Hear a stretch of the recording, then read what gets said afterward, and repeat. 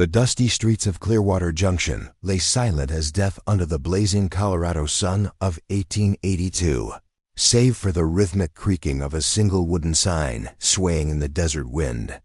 23-year-old Margaret Eleanor Whitman stepped down from the stagecoach, her navy blue traveling dress already wilting in the oppressive heat, and stared at what should have been her new home. The town that had promised her a husband, a future, and escape from the suffocating mills of Massachusetts had vanished as surely as morning mist, leaving behind only empty buildings with doors hanging open like slack jaws. Somewhere in the shadows, between the abandoned saloon and the silent general store, a figure watched her arrival with dark eyes that had witnessed secrets no soul should carry alone. Before we jump back in, tell us where you're tuning in from, and if this story touches you, make sure you're subscribed because tomorrow, I've saved something extra special for you. Margaret Whitman had never imagined silence could feel so heavy, so alive with menace. She stood beside the dust-covered stagecoach, her leather traveling bag clutched in trembling hands, and tried to make sense of the impossible scene before her.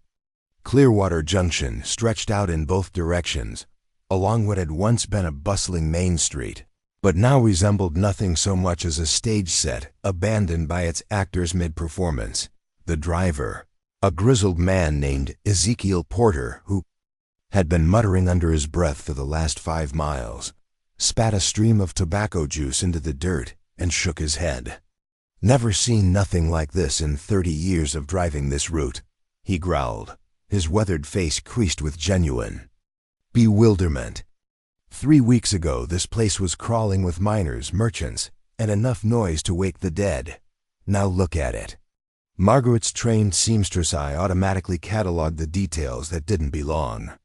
Laundry still hung on lines behind the boarding house, bleached white by sun and weather, but not yet tattered by time.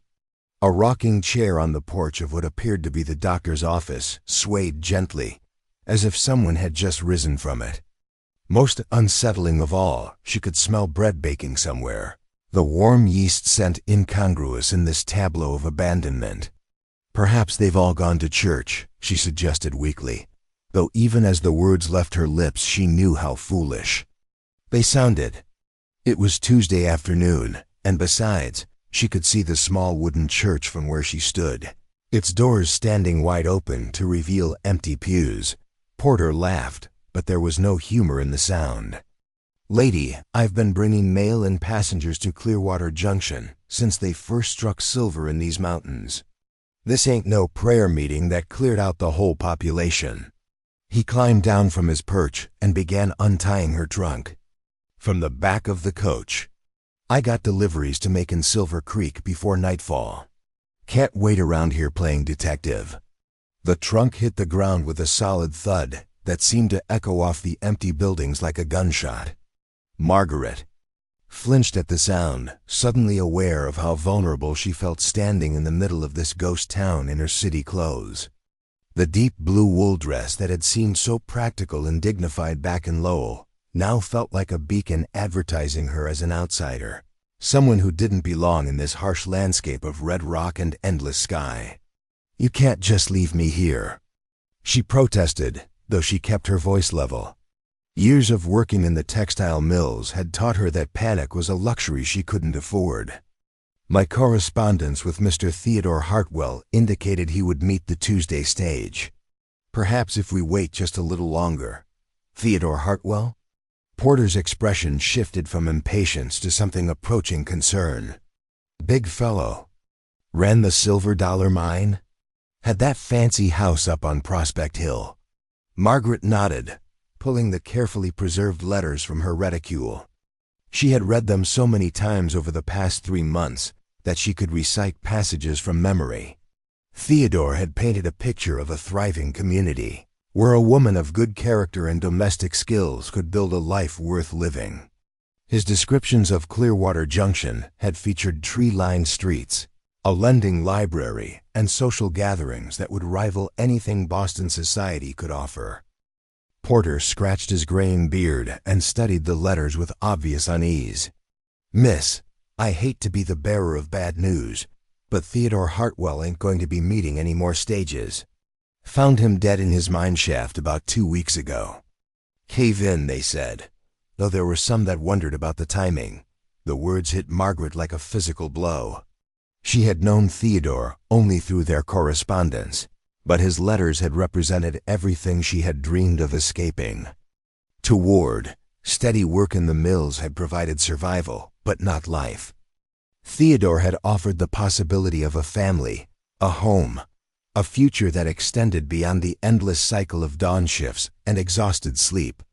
Dead, the word came out smaller than she intended. But his last letter was dated only 3 weeks ago. He mentioned preparations for our wedding, plans for expanding his mining operation. That's what makes this whole situation so peculiar, Porter admitted, his voice dropping to a confidential tone. The mine was producing better than it ever had.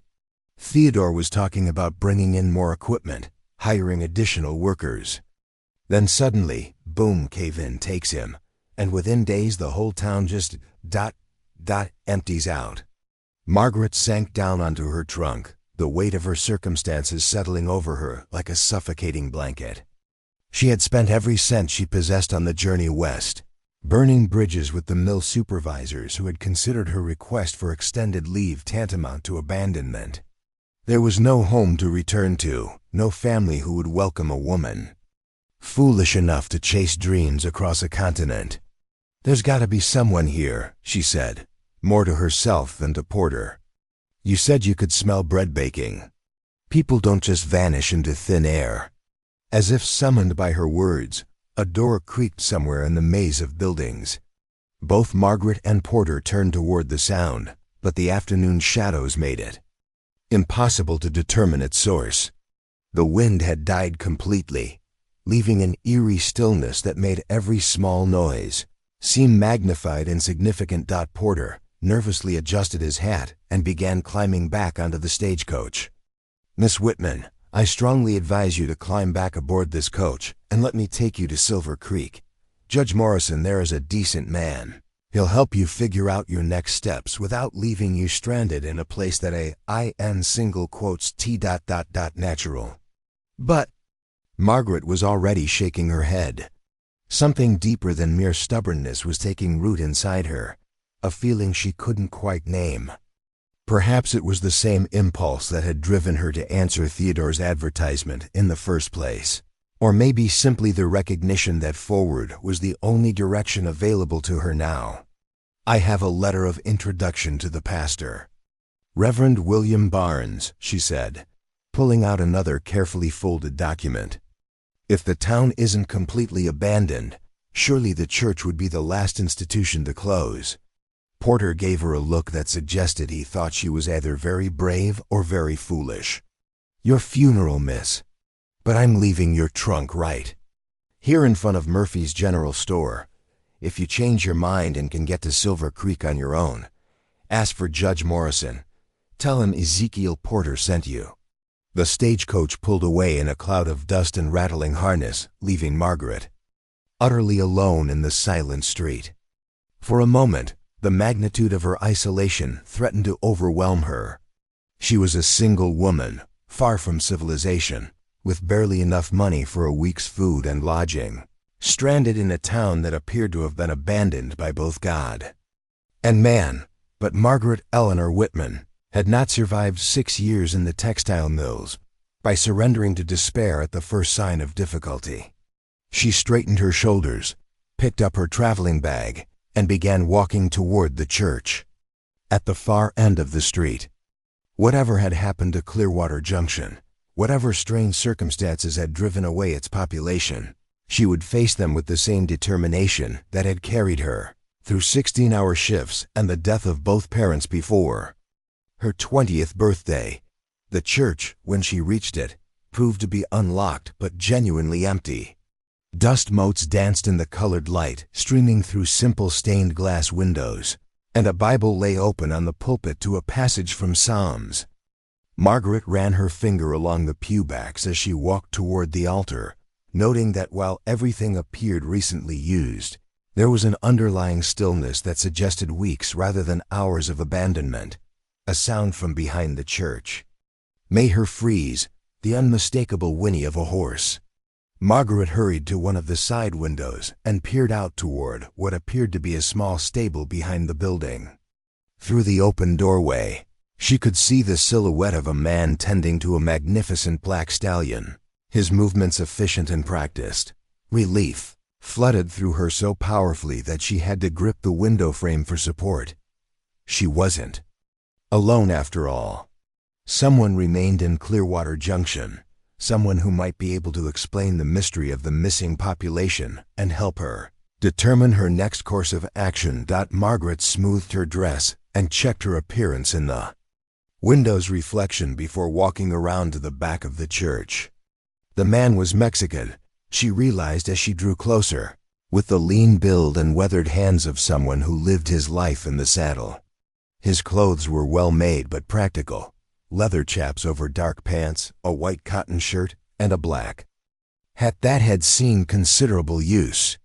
When he looked up at her approach, she was struck by the intelligence in his dark eyes and the careful way he assessed her before speaking. "Senorita," he said, touching the brim of his hat in a gesture that was both respectful and cautious. "You are lost, perhaps." His English was excellent, touched with only the slightest accent that somehow made his voice more rather than less appealing. Margaret found herself momentarily tongue-tied, a reaction that irritated her. She prided herself on being articulate and composed regardless of circumstances. "I'm Margaret Whitman," she managed, extending her hand in what she hoped was a confident gesture. "I arrived on the afternoon stage to meet my to meet Theodore Hartwell. The driver informed me that Mr. Hartwell has passed away, and it appears the entire town has been abandoned. I was hoping to find Reverend Barnes or someone who could explain what has happened here." The man studied her extended hand for a moment before taking it briefly on his own. His grip was firm and calloused, the handshake of someone accustomed to physical labor and honest dealing. "I am Diego Alejandro Morales," he replied. "And I am afraid, Senorita Whitman, that the answers you seek are not simple ones. Reverend Barnes departed with most of the others 5 days ago. As for what happened to cause this exodus... He gestured toward the empty buildings visible beyond the church. "That is a story that grows stranger with each day that passes." Margaret felt a chill despite the afternoon heat. "You've been here all along? You witnessed whatever drove the people away?" Diego's expression grew carefully neutral, but she caught a flicker of something, wariness perhaps or calculation, in his dark eyes. "I have been here, see. But witnessing and understanding are different things, no? Sometimes what we see with our eyes is not the complete truth." The cryptic response frustrated Margaret, but she sensed that pressing for immediate answers might cause this man to withdraw entirely. Instead, she took a different approach, one learned during years of navigating the complex social hierarchies of mill life. "Mr. Morales, I find myself in rather desperate circumstances. I've traveled from Massachusetts to marry a man who is now deceased. I have very limited resources, and I appear to be stranded in an abandoned town. While I'm certainly curious about the broader mystery, my immediate concern is simply survival. Is there anywhere I might find lodging for the night, and perhaps someone who could help me determine my options?" Something in her direct honesty seemed to reach him. The wariness in his expression softened slightly, replaced by what might have been sympathy or respect. Preparing and narrating this story took us a lot of time, so if you are enjoying it, subscribe to our channel. It means a lot to us. Now back to the story. "You have come very far for disappointment," he said quietly. "And you are correct that immediate needs must be addressed before larger questions can be answered. The boarding house still has supplies, and the rooms are available. I have been checking the buildings daily to ensure they remain secure." "You've appointed yourself the town's guardian?" Margaret asked, Genuinely curious about this man's role in whatever had transpired, Diego was quiet for so long that she began to think he wouldn't answer. When he finally spoke, his words carried a weight that suggested deeper currents beneath the surface. "I have appointed myself many things, Senorita. Guardian, perhaps. Witness, certainly. Keeper of secrets that no one else remained to keep." He gestured toward the main street. "Come, I will show you to the boarding house and help you settle for the evening. Tomorrow, when you have rested and eaten, perhaps you will be ready to hear the full story of what befell Clearwater Junction." As they walked back toward the center of town, Margaret found herself stealing glances at her mysterious companion. There was something about Diego Morales that didn't quite fit the simple picture of a vaquero who had happened to be in the wrong place at the wrong time. His clothes, while practical, were too well made for a common ranch hand. His English was too polished, his bearing too confident. Most telling of all was the way he moved through the abandoned town, not like a stranger or even a temporary resident, but like someone who belonged here in ways that went deeper than mere circumstance. The boarding house, when they reached it, proved to be a substantial two-story building, with a wide front porch and windows that suggested comfortable rather than luxurious accommodations. Diego produced a key from his pocket and opened the front door with the casual familiarity of ownership. Mrs. Catherine Powell ran this establishment, he explained as he led Margaret into a parlor furnished with sturdy but pleasant furniture. She kept excellent records and maintained high standards for cleanliness and conduct. "I believe you will find the accommodation satisfactory." The implication that Mrs. Powell was among the departed rather than merely absent wasn't lost on Margaret, but she decided not to probe that particular wound immediately. Instead, she focused on the practical details of her situation. "Mr. Morales, I must be honest with you about my financial circumstances. While I can pay for modest accommodations, I cannot afford to stay here indefinitely without some means of supporting myself. Were there opportunities for employment in Clearwater Junction before whatever happened?" Diego paused in the act of lighting an oil lamp, his expression thoughtful. There were several possibilities for a woman of education and skill. The schoolmistress position became vacant when Miss Rebecca Foster decided to marry and move to Denver. The doctor's wife had been seeking someone to help with the more delicate aspects of his practice, assisting with women's health concerns and such. And Theodore Hartwell himself had mentioned his need for someone to manage the business correspondence for his mining operations. Each possibility he mentioned was spoken in the past tense, Margaret noticed, as if Diego were describing a world that no longer existed rather than temporary absences that might soon be rectified. "And now?" she asked simply. "Now," Diego said, meeting her eyes directly, "there is only me. And soon, perhaps, there may be no one at all." The ominous words hung in the air between them as the oil lamp flared to life, casting dancing shadows on the boarding house walls. Outside, the wind had begun to pick up again, rattling windows and sending something, a piece of loose wood or metal, clattering along the empty street with a sound like skeletal fingers tapping against a coffin lid. Margaret shivered despite herself, but lifted her chin with the stubborn determination that had carried her across a continent in pursuit of a dream that was already dead. "Then I suppose," she said quietly, "it's fortunate that I'm not easily frightened by impossible situations. Tomorrow, Mr. Morales, I would very much like to hear your story, all of it." Margaret woke to the sound of screaming, the piercing shriek cut through the pre-dawn darkness like a blade, jolting her from uneasy dreams into heart-pounding alertness. She sat bolt upright in the unfamiliar bed, her cotton nightgown damp with perspiration, and strained her ears for any repeat of the horrible sound. The boarding house around her remained silent as a tomb, but somewhere outside in the empty streets of Clearwater Junction, something had cried out with the voice of absolute terror. She fumbled for the oil lamp beside her bed, her hands shaking as she struck a match. The sudden flare of light revealed the modest but comfortable room Diego had shown her to the previous evening. Faded floral wallpaper, a washstand with a porcelain pitcher, and windows covered with curtains that now seemed woefully inadequate. Protection against whatever lurked in the darkness beyond. The scream came again, longer this time and unmistakably human. A woman's voice, raw with panic and pain, echoing off the empty buildings before dying away into silence more complete than before. Margaret's blood turned to ice water in her veins.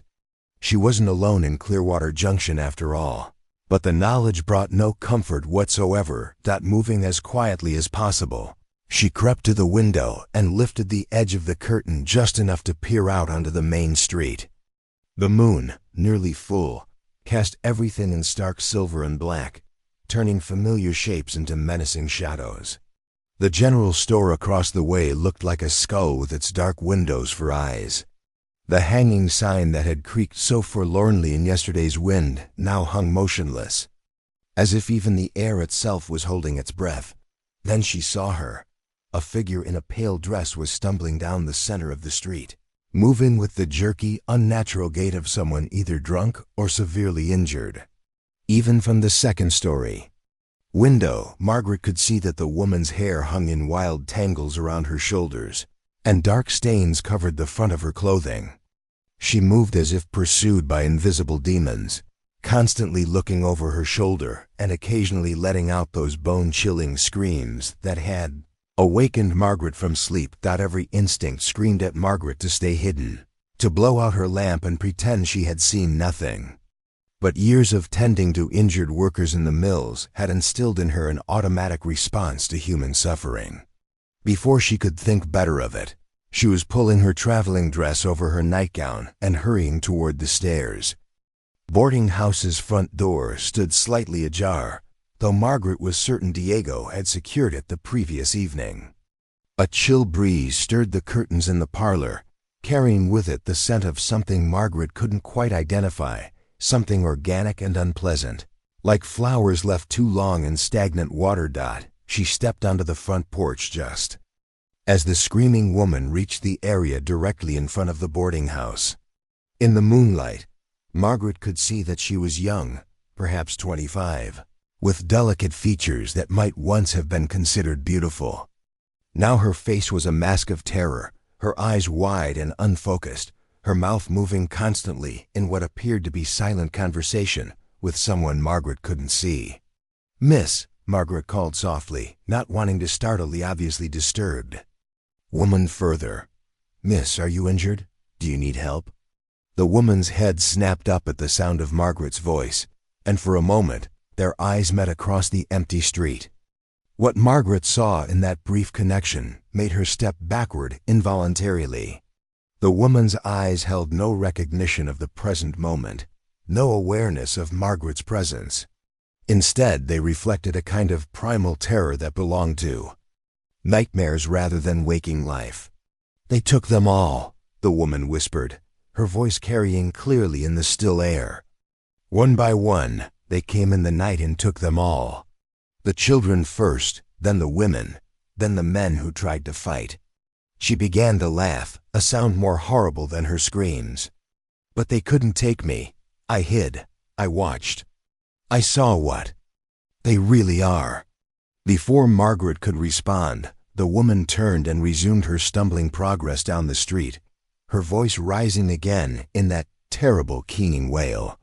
Within moments, she had disappeared into the maze of buildings near the Wagon's old mine entrance, leaving Margaret alone on the porch with questions multiplying in her mind like summer lightning.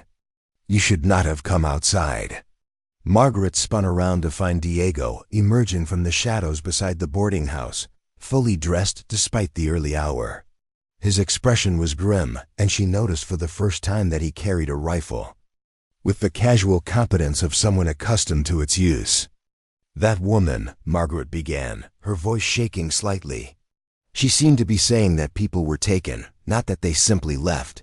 "Diego, what exactly happened here?" Diego studied her face in the moonlight for a long moment before answering. "Come inside, Margaret."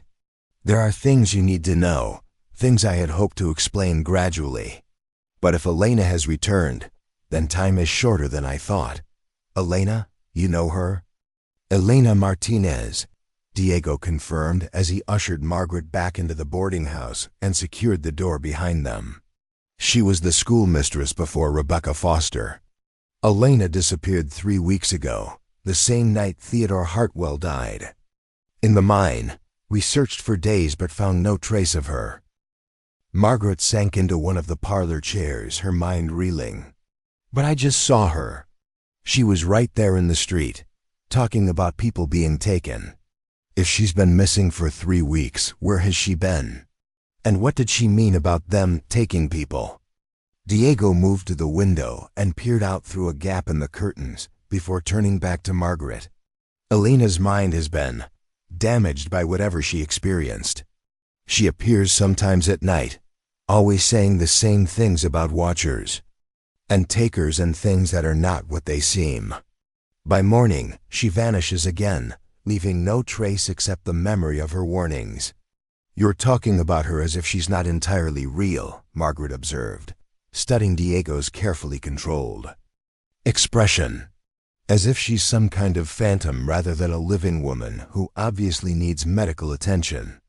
The long silence that followed confirmed Margaret's growing suspicion that the situation in Clearwater Junction was far more complex and dangerous than simple economic hardship or even criminal activity.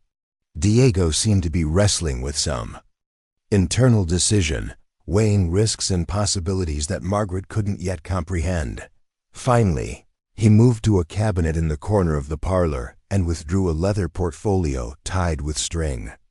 3 months ago, he began, settling into the chair across from Margaret, Clearwater Junction was exactly what Theodore Hartwell described in his letters to you. A thriving mining community with nearly 300 residents, growing businesses, and plans for expansion that would have made it one of the most important towns between Denver and the California territories. He opened the portfolio and spread several documents across the small table between them. Margaret recognized maps, business correspondence, and what appeared to be official government papers. Theodore's mine was producing more silver than anyone had dreamed possible. The assay reports showed veins of ore that could have supported the town for decades. Investors from back east were sending money, new families were arriving weekly, and the territorial governor was discussing the possibility of making Clearwater Junction a county seat. Margaret studied the papers, noting dates and figures that confirmed Diego's account. What changed? The miners began finding things, Diego said quietly. Things that didn't belong in a silver mine. Artifacts that predated any known civilization. In this region, carved symbols, metal objects made from alloys that no one could identify, and chambers that seemed to have been deliberately sealed off from the main mine shafts. He pulled out a sketch that made Margaret's breath catch in her throat. The drawing showed strange geometric patterns surrounding what appeared to be a doorway carved into solid rock. The symbols bore no resemblance to any writing system she had ever seen, yet something about their configuration suggested intelligence, purpose, and a kind of mathematical precision that was distinctly unsettling. Theodore brought in experts from the University of Colorado, Diego continued. Archaeologists, geologists, even a linguistics professor who specialized in ancient languages. For weeks they worked to understand what had been discovered. And then, one by one, they began to disappear. Margaret looked up from the sketch, her mouth suddenly dry. Disappear how? The first was Dr. Jonathan Blackwood, the chief archaeologist. He was found in his hotel room one morning, apparently having died in his sleep. No signs of violence, no indication of illness or distress. The local doctor, Marcus Webb, said it was simply heart failure, though Blackwood was only 35, and had been in perfect health the day before. Diego's voice took on a hollow quality as he continued. Within 2 weeks, all of the outside experts were dead. Natural causes, everyone.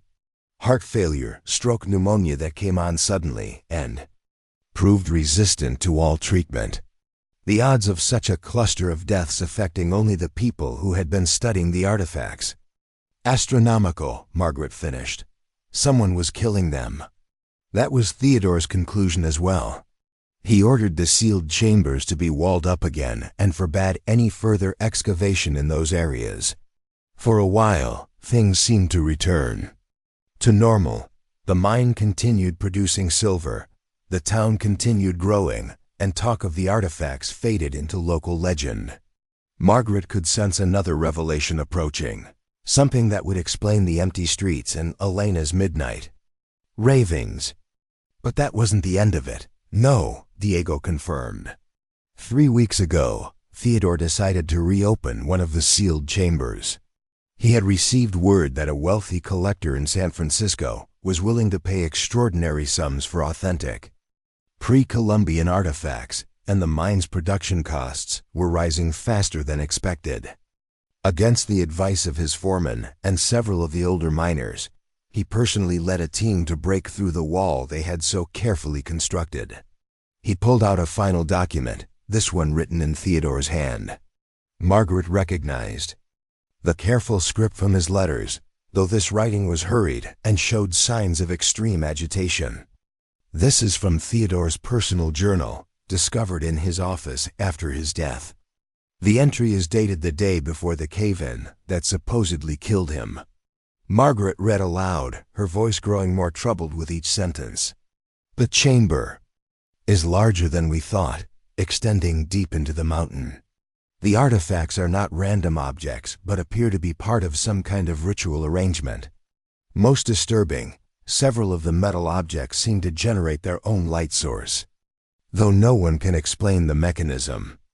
Williams swears he heard voices coming from the deepest section, but when we investigated, we found only more of those damned symbols carved into the walls. She looked up at Diego. This doesn't sound like the writing of a man planning to expand his mining operation. This sounds like someone who was terrified. The final entry was made just hours before Theodore's death. Diego said, pointing to the last few lines on the page. Margaret continued reading, her voice barely above a whisper. They're not artifacts. They're warnings. The symbols, the sealed chambers, even the strange metal objects, they're all part of an ancient containment system designed to keep something imprisoned deep in the mountain. And God help us, I think we've broken it. The silence that followed seemed to press against Margaret's ears like a physical force.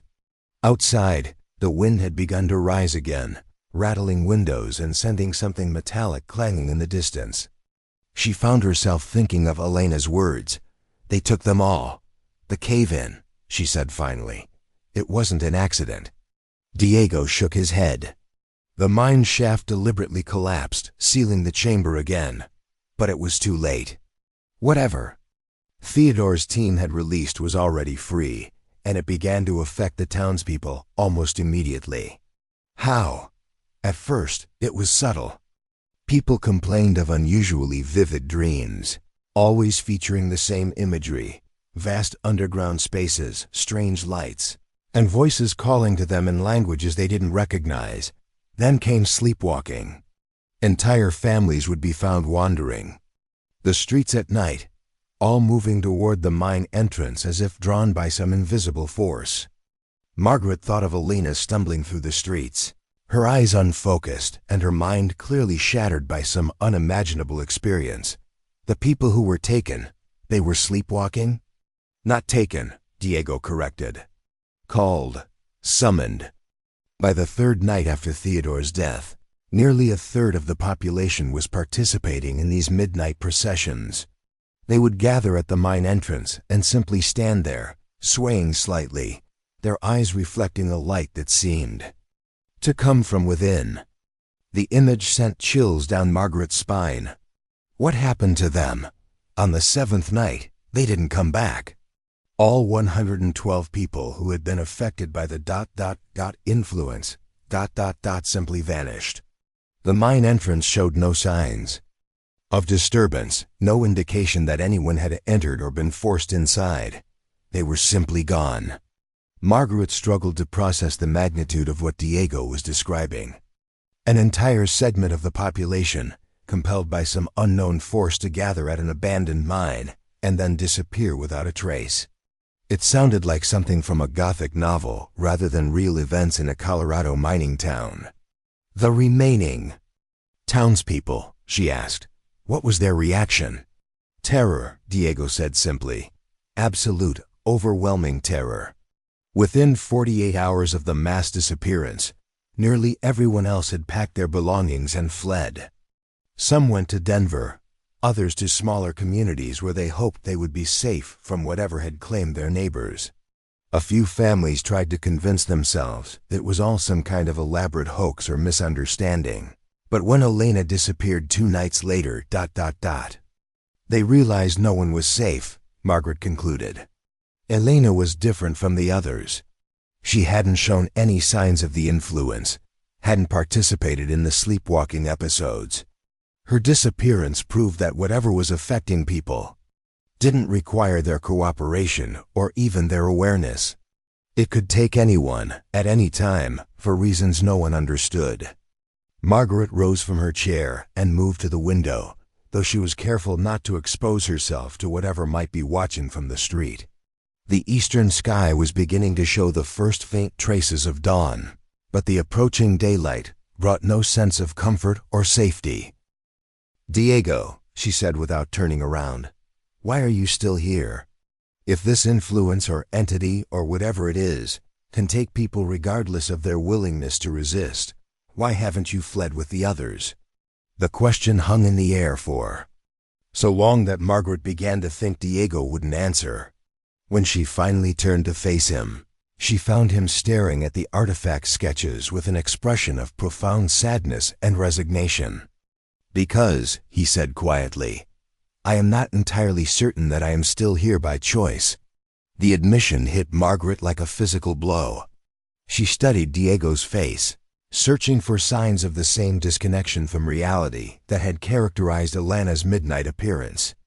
But his eyes remained clear and focused, his voice steady and rational. "What do you mean?" "I have been having dreams," Diego admitted. "The same visions that affected the others, underground chambers, strange lights, voices calling in unknown languages. 3 nights ago, I woke to find myself standing at the edge of the mine property, though I had no memory of leaving the boarding house."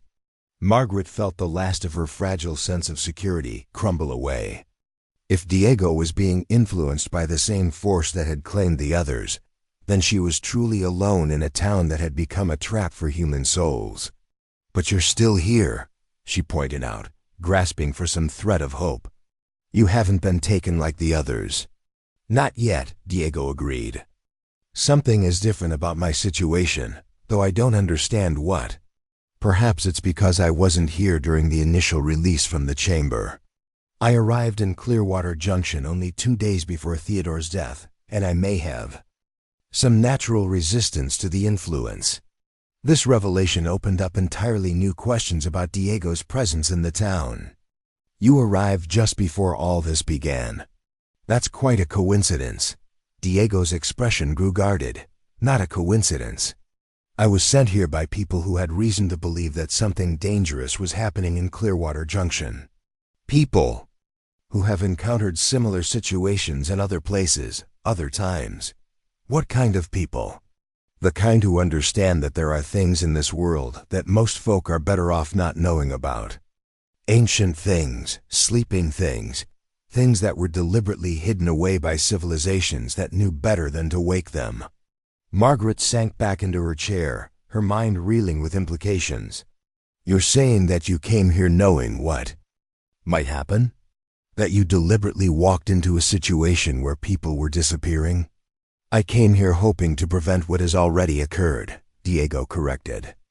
"My associates had received reports of unusual activities around Clearwater Junction. Seismic disturbances that didn't match known geological patterns, atmospheric phenomena that couldn't be explained by weather, and testimonies from travelers who claimed to have experienced strange compulsions while passing through the area. And you were supposed to do what, exactly? Investigate, assess, and if necessary, contain. Diego's voice carried a weight of professional responsibility that suggested this was not his first such assignment.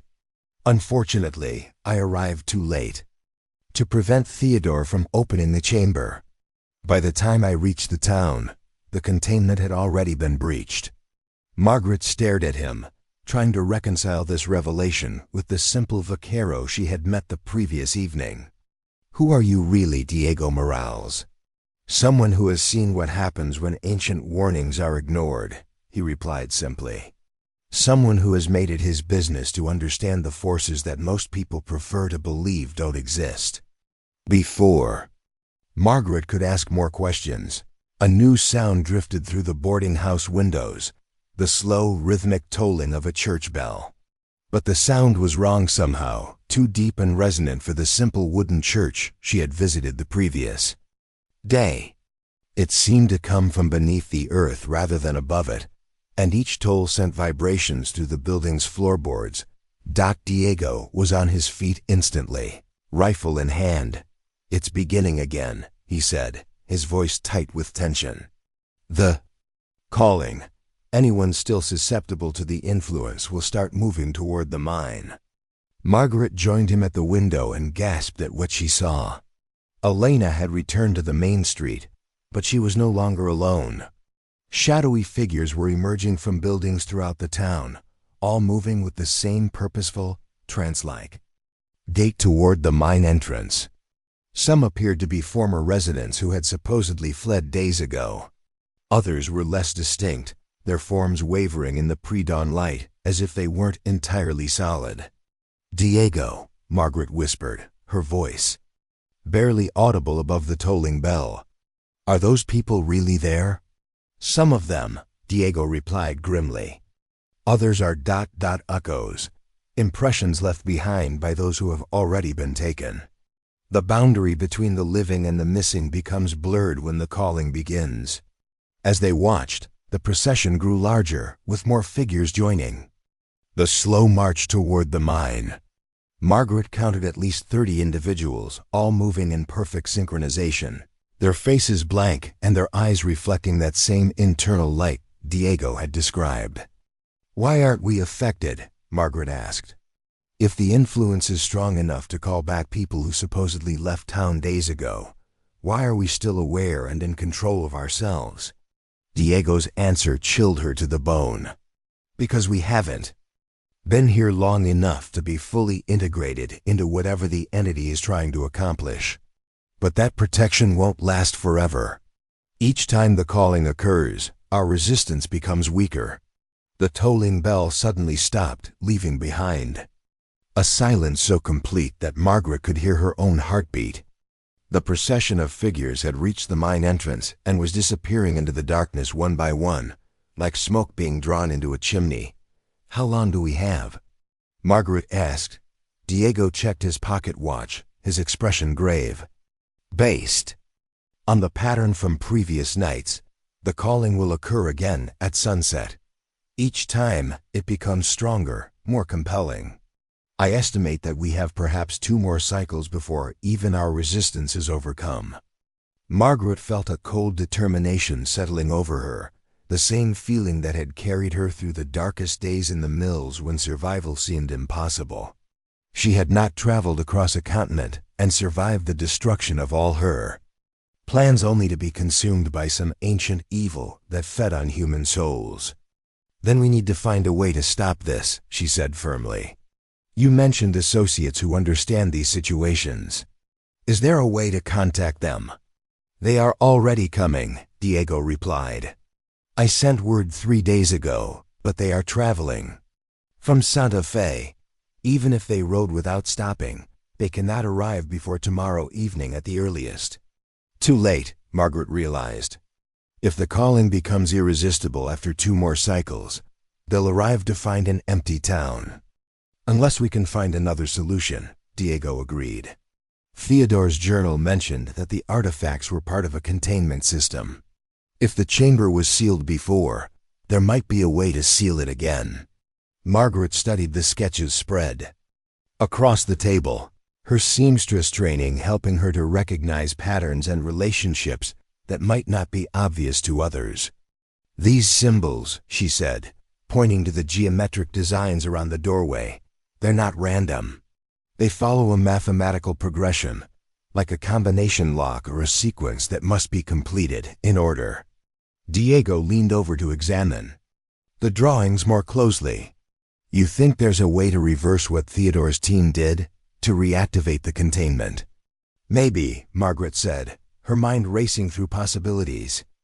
"But it would require going back into the mine, finding the chamber, and somehow completing whatever ritual or mechanism the original builders used to imprison this entity." The magnitude of what she was suggesting settled over them both. They were contemplating a descent into the very place where dozens of people had vanished, in an attempt to manipulate forces they didn't understand using methods they could only guess at. "It's suicide," Diego said bluntly. "Even if we could reach the chamber without being overcome by the influence, we have no way of knowing what conditions exist down there now. The entity has had 3 weeks to consolidate its power." Margaret met his eyes steadily. "What's the alternative?" "Wait here until we become part of the next midnight procession. Run away and hope this thing doesn't spread beyond Clearwater Junction." Before Diego could answer, a new sound reached them from outside, the creak of footsteps on the boarding house's front porch. Slow, deliberate steps that suggested someone walking with great care or difficulty. Margaret and Diego froze, straining to hear any additional sounds that might indicate whether their visitor was friend or foe. A gentle knock at the front door broke the tension, followed by a woman's voice, calling softly, "Hello, is anyone there?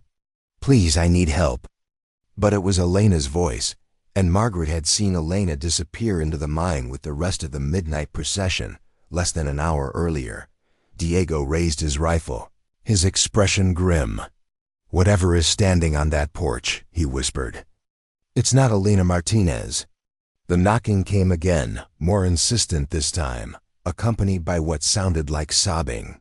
"Please," the voice that perfectly mimicked Elena Martinez pleaded through the wooden door. "I'm hurt. I'm so cold. Please, let me in." Diego moved silently to a position where he could see the front porch through a gap in the curtains.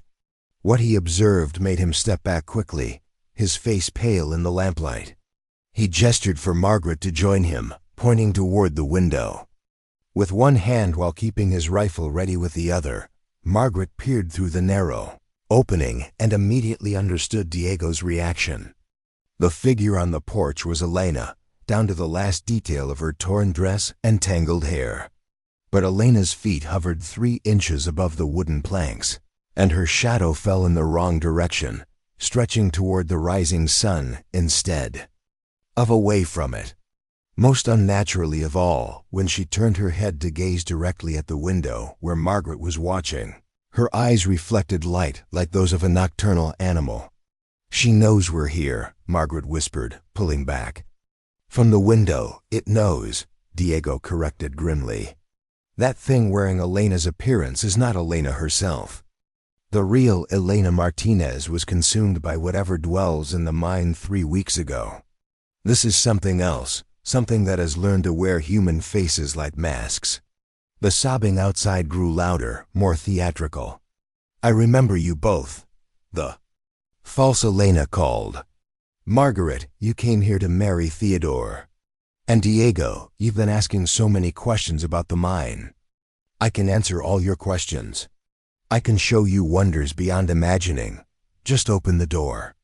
Margaret felt a strange pull toward the front entrance, an almost irresistible urge to unlock the door and let the poor, hurt woman inside. The rational part of her mind recognized the compulsion as supernatural in origin, but fighting it required conscious effort that left her feeling drained and disoriented.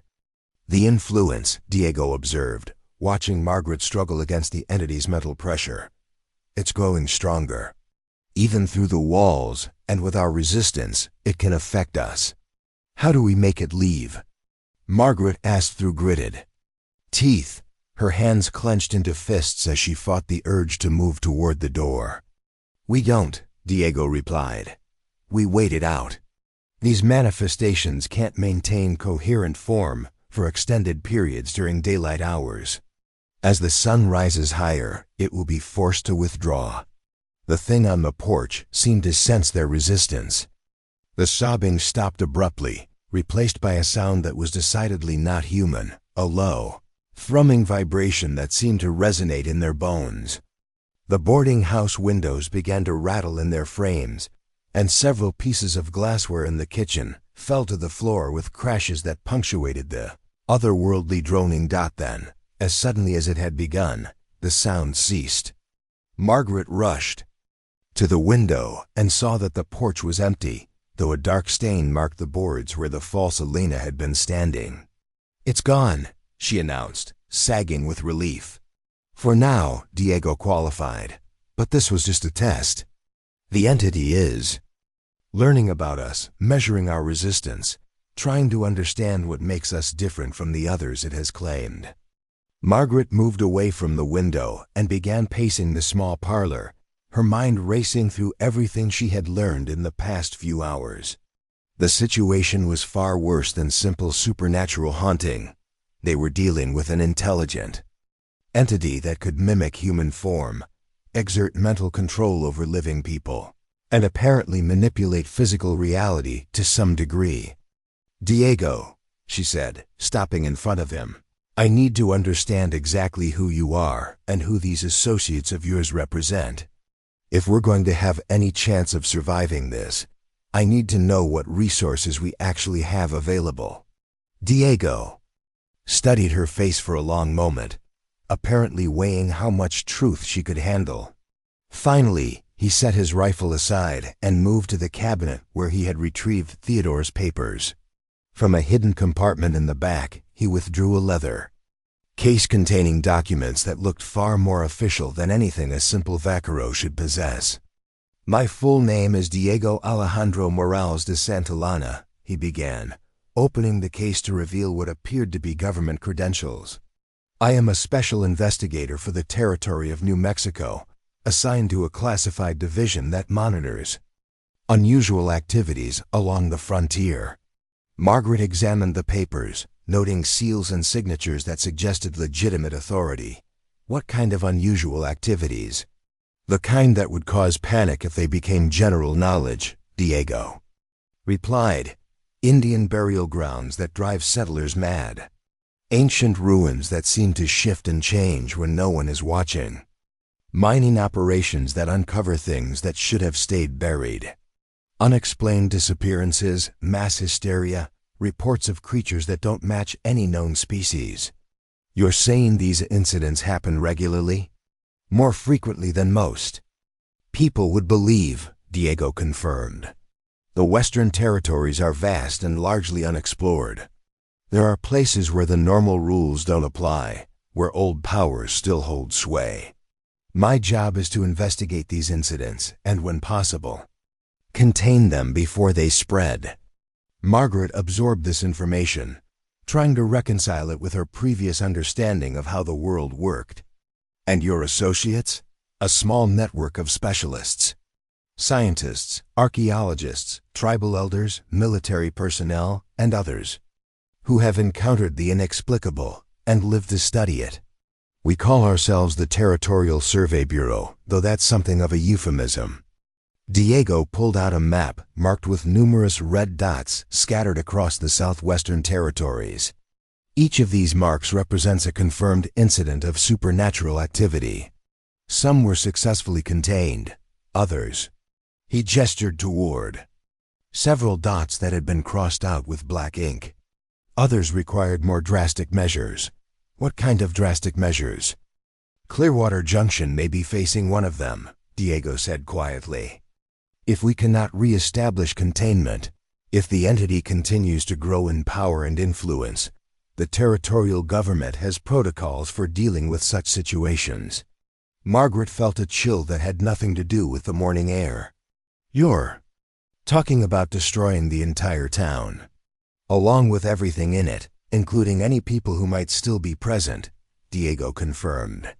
From the government's perspective, sacrificing a few lives to prevent a supernatural plague from spreading is an acceptable trade-off. The casual way he discussed mass destruction made Margaret step back involuntarily. And you're part of this organization? You would participate in murdering innocent people. Diego's expression grew pained. I have seen what happens when these entities are allowed to spread unchecked. Towns where every resident vanishes overnight. Settlements where people are found transformed into things that are no longer recognizably human. Regions that become uninhabitable for decades because reality itself has been warped beyond repair. He moved to another document in the case, this one showing detailed sketches of creatures that looked like they belonged in nightmares rather than naturalist guides. The thing in Clearwater Junction is relatively small and localized. But if it escapes these mountains, if it reaches Denver or Santa Fe, the death toll could number in the thousands. Margaret studied the sketches, her seamstress eye noting the precise detail work that suggested these were drawn from life rather than imagination. How do you know all this? How did you become involved in such work? Because I was there when my home village was consumed by something similar. Diego replied, his voice heavy with old pain. I was 12 years old when the thing beneath the church in San Miguel de las Flores awakened. I watched it take my family, my friends, everyone I had ever known. The territorial authorities arrived 3 days later and burned the entire village to the ground, claiming it had been destroyed by Apache raiders. The personal revelation explained much about Diego's grim competence and his willingness to face supernatural dangers that would send most people fleeing. You're the only survivor? One of 3 children who managed to escape before the cleansing operation, Diego confirmed. The Bureau found us, cared for us, educated us, and eventually recruited us. We became specialists because we had seen the truth and couldn't pretend it didn't exist. Margaret felt her anger at Diego's organization softening into sympathy for the traumatized boy who had grown into this haunted man. The other survivors? Maria works with the Archaeological Division, documenting and studying artifacts that show supernatural properties. Carlos specializes in negotiating with tribal shamans and medicine men who still remember the old warnings. Diego's expression darkened. Both of them are among the associates I've summoned to help with the Clearwater Junction situation. They're coming here, knowing how dangerous it is. They understand the stakes better than most, Diego said simply. If we cannot contain this entity using conventional methods, if the territorial government implements the final protocol, then another community will be erased from existence to cover up the failure of human curiosity. Margaret moved to the map and studied the pattern of red dots, noting that several clusters seemed to follow geographical features like mountain ranges and river valleys. How many towns have been destroyed this way? Officially? None. Unofficial. Records suggest at least 12 settlements have been sacrificed to prevent supernatural outbreaks from spreading. Diego's voice carried the weight of accumulated guilt. Each time, the deaths are attributed to natural disasters, Indian raids, or simple abandonment due to economic hardship. The scope of the conspiracy was staggering. An entire shadow government dedicated to monitoring and containing supernatural threats, with the authority to eliminate any community that couldn't be saved through other means. Margaret wondered how many other incidents had been covered up, how many families had simply vanished from historical records, because they had encountered something the world wasn't ready to acknowledge. Why are you telling me all this? She asked. If your organization is so secretive, why reveal their existence to someone who stumbled into the situation by accident? Diego's smile was sad and resigned. Because you're no longer someone who stumbled into this situation. You're someone who is living it. And because he hesitated, then continued with obvious reluctance. Because I believe you may be our best hope for finding a solution that doesn't require destroying Clearwater Junction. What do you mean? The containment symbols Theodore found in the mine. You recognize them as following a mathematical progression, a sequence that might be reversible. None of our usual specialists have backgrounds in pattern recognition or textile design. Your training in creating complex fabric patterns may give you insights that our archaeologists and occultists have missed. Margaret felt a surge of both pride and terror. The skills she had developed during years of millwork, the ability to see relationships between seemingly unrelated elements and create functional designs from chaos, might be the key to saving the town and everyone still within its borders. What would that involve? She asked. Accompanying me into the mine itself, Diego replied. Examining the chamber where the containment was breached. Studying the symbol arrangements in person rather than from sketches. And somehow determining how to reverse the process that released the entity. The prospect of descending into the place where dozens of people had vanished was terrifying, but Margaret found herself considering it seriously. The alternative, waiting for Diego's associates to arrive and possibly watching the town be destroyed. Regardless, seemed even worse. When would we need to do this?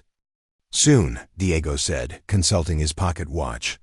The entity's influence is strongest during the hours around midnight, but it's also most active then.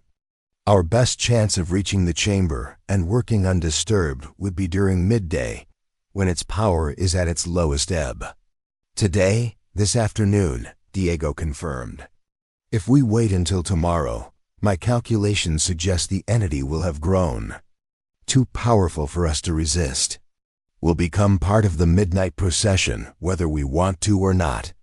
Margaret absorbed the timeline, realizing that she had less than 6 hours to prepare for what might be the most dangerous undertaking of her life. What do I need to know? What should I expect down there? Diego returned to his document case and withdrew a thick folder labeled with symbols that hurt Margaret's eyes to look at directly. Everything we know about similar entities and the methods used to contain them. Most of it is theoretical, since few people who encounter these beings survive to document their experiences comprehensively. Margaret opened the folder and immediately understood why such knowledge was considered dangerous. The documents contained detailed descriptions of creatures that defied natural law, rituals that seemed to warp reality itself, and accounts of places where the boundary between the physical world and something else had been permanently weakened. This creature in the mine, she said, studying a particular report about an incident in Arizona territory. Is it similar to others your organization has encountered? There are common elements, Diego acknowledged. The ability to influence human minds, the tendency to mimic familiar forms, the connection to ancient structures or artifacts. But each entity seems to have its own characteristics, its own methods of operation. Margaret continued reading, her attention caught by a passage describing containment procedures. These symbols, they appear in multiple reports. Different locations, different time periods, but the same basic geometric patterns. The working theory is that various ancient civilizations encountered similar entities and developed comparable methods for containing them. Diego explained. The symbols may represent a universal language for binding supernatural forces, passed down through generations of priests, shamans, and scholars. Or they may represent something else entirely, Margaret mused, studying the recurring patterns with her trained eye for design elements. Diego, look at these arrangements. They're not random collections of mystical symbols. They're instructions. Instructions for what? For creating a specific type of barrier or seal. See how the patterns flow from one element to the next. It's like a recipe or a set of directions for constructing something complex from simpler components. Margaret's excitement grew as she recognized familiar principles underlying the alien designs. The same logic that goes into creating intricate textile patterns, establishing a foundation, building layers of complexity, creating interlocking elements that strengthen the overall structure. Diego leaned over her shoulder to examine the Documents more closely. You think you can understand how to operate the containment system. I think I can understand the principles behind it, Margaret corrected. Whether that translates into practical application, we'll have to see when we reach the chamber. A distant sound interrupted their discussion, the rhythmic beating of horse hooves approaching from the direction of the main road.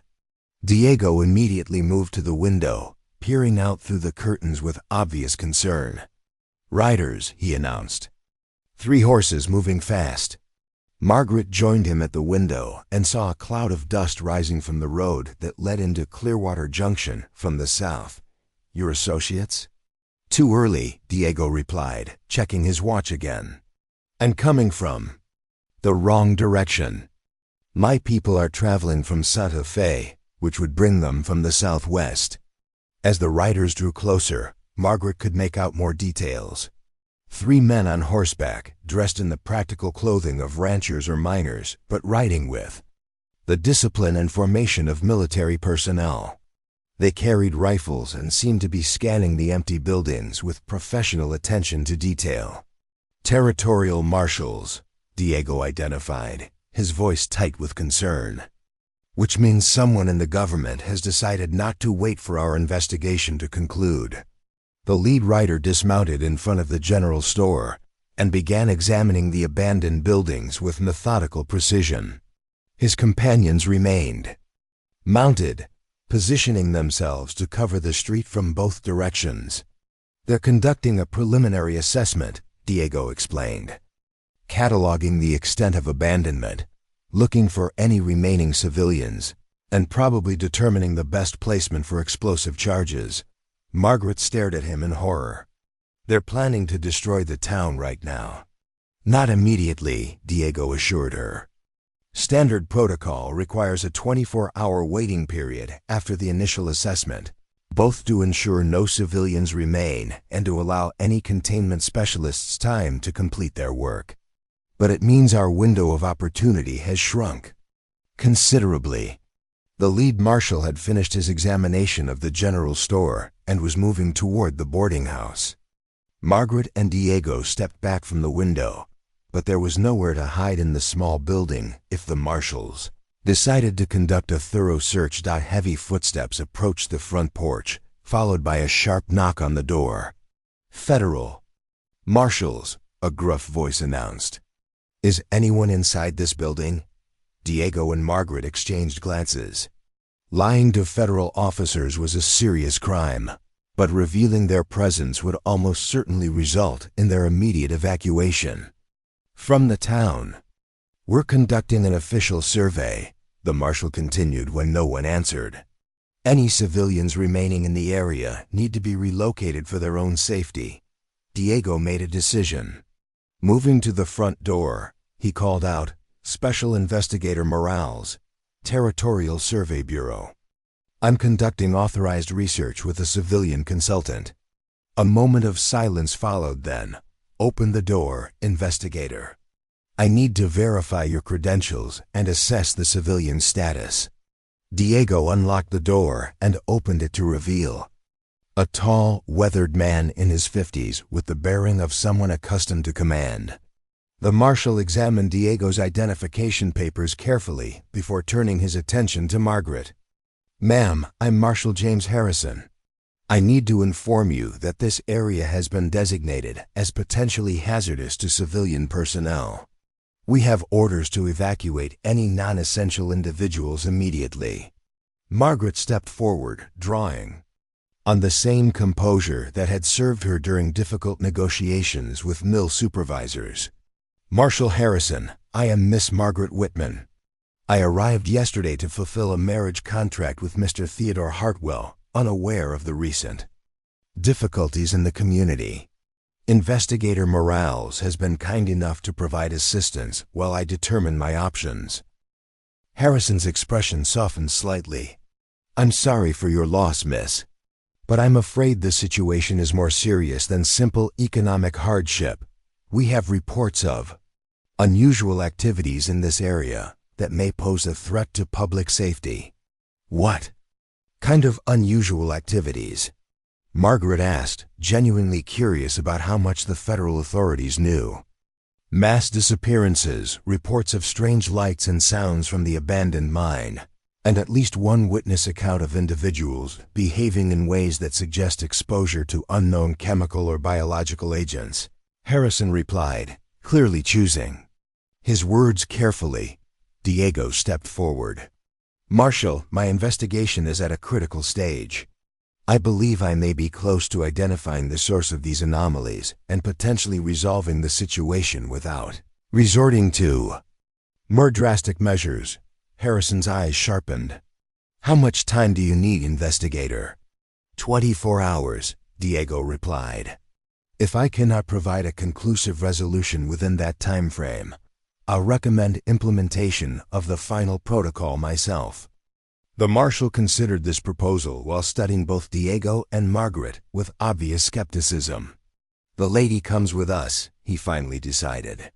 You can complete your investigation, Morales, but I won't leave a civilian in potential danger.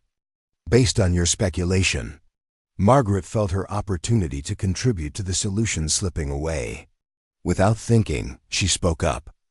Marshal Harrison, I respectfully request permission to remain and assist Investigator Morales. I have specialized knowledge that may be relevant to his investigation. What kind of specialized knowledge could? Harrison paused, clearly trying to phrase his question diplomatically. Pattern recognition and structural analysis, Margaret replied smoothly. I have extensive experience in textile design, which involves understanding complex geometric relationships and sequential patterns. Investigator Morales believes these skills may help interpret certain artifacts related to the investigation. Diego nodded in support of her statement. Miss Whitman has already provided valuable insights into documentary evidence we've recovered.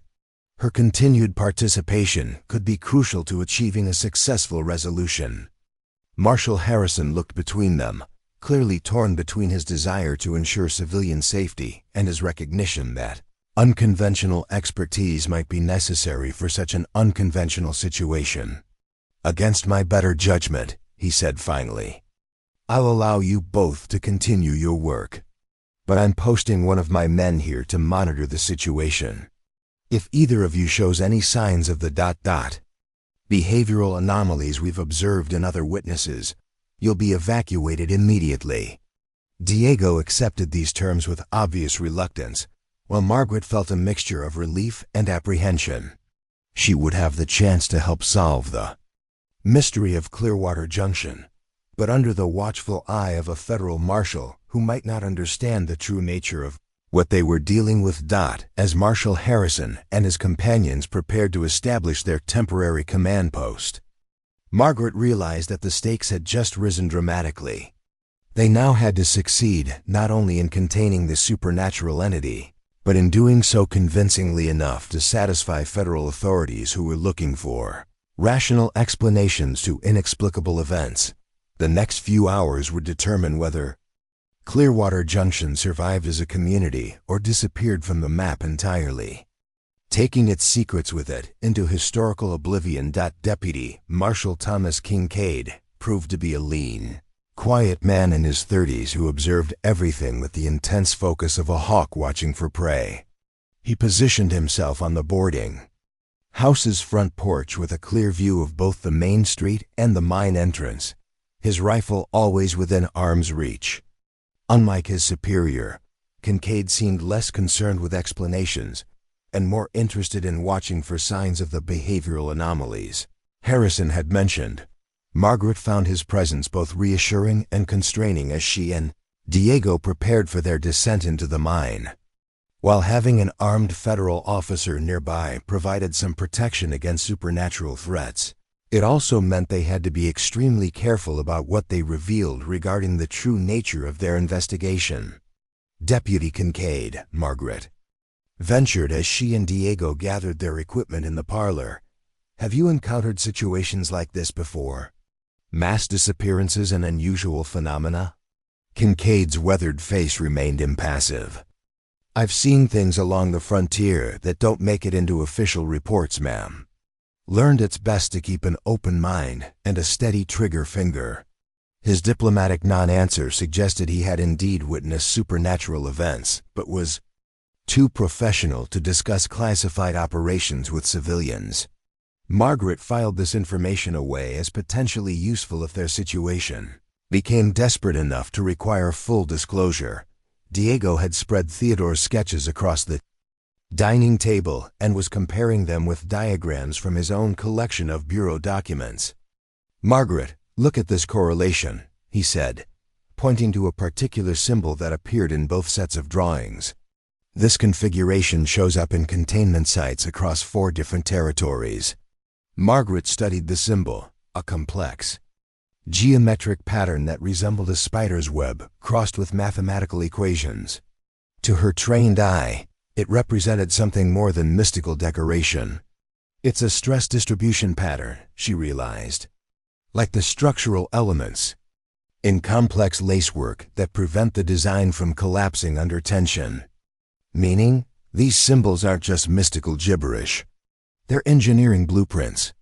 Margaret's excitement grew as she recognized familiar principles underlying the alien designs. Each element serves a specific structural function in creating a stable containment field. Diego pulled out a magnifying glass to examine the finer details of the sketches. "If you're correct, then the containment system operates on principles we can understand and potentially replicate." "More than that," Margaret said, tracing the flow of geometric elements with her finger. "I think I can see where Theodore's team made their mistake. Look at this section here.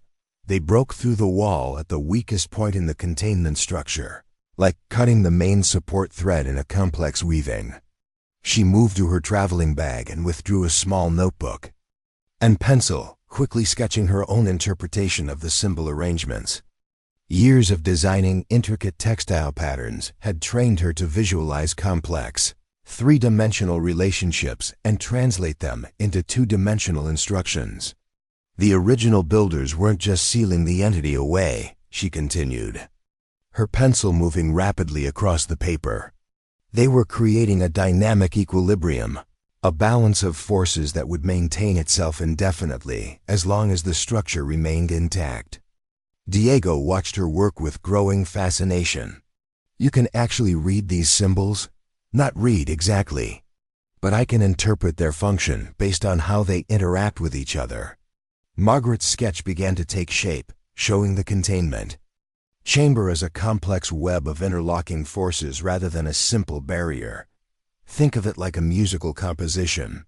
Each symbol represents a note, and the overall pattern creates a harmony that resonates at a specific frequency.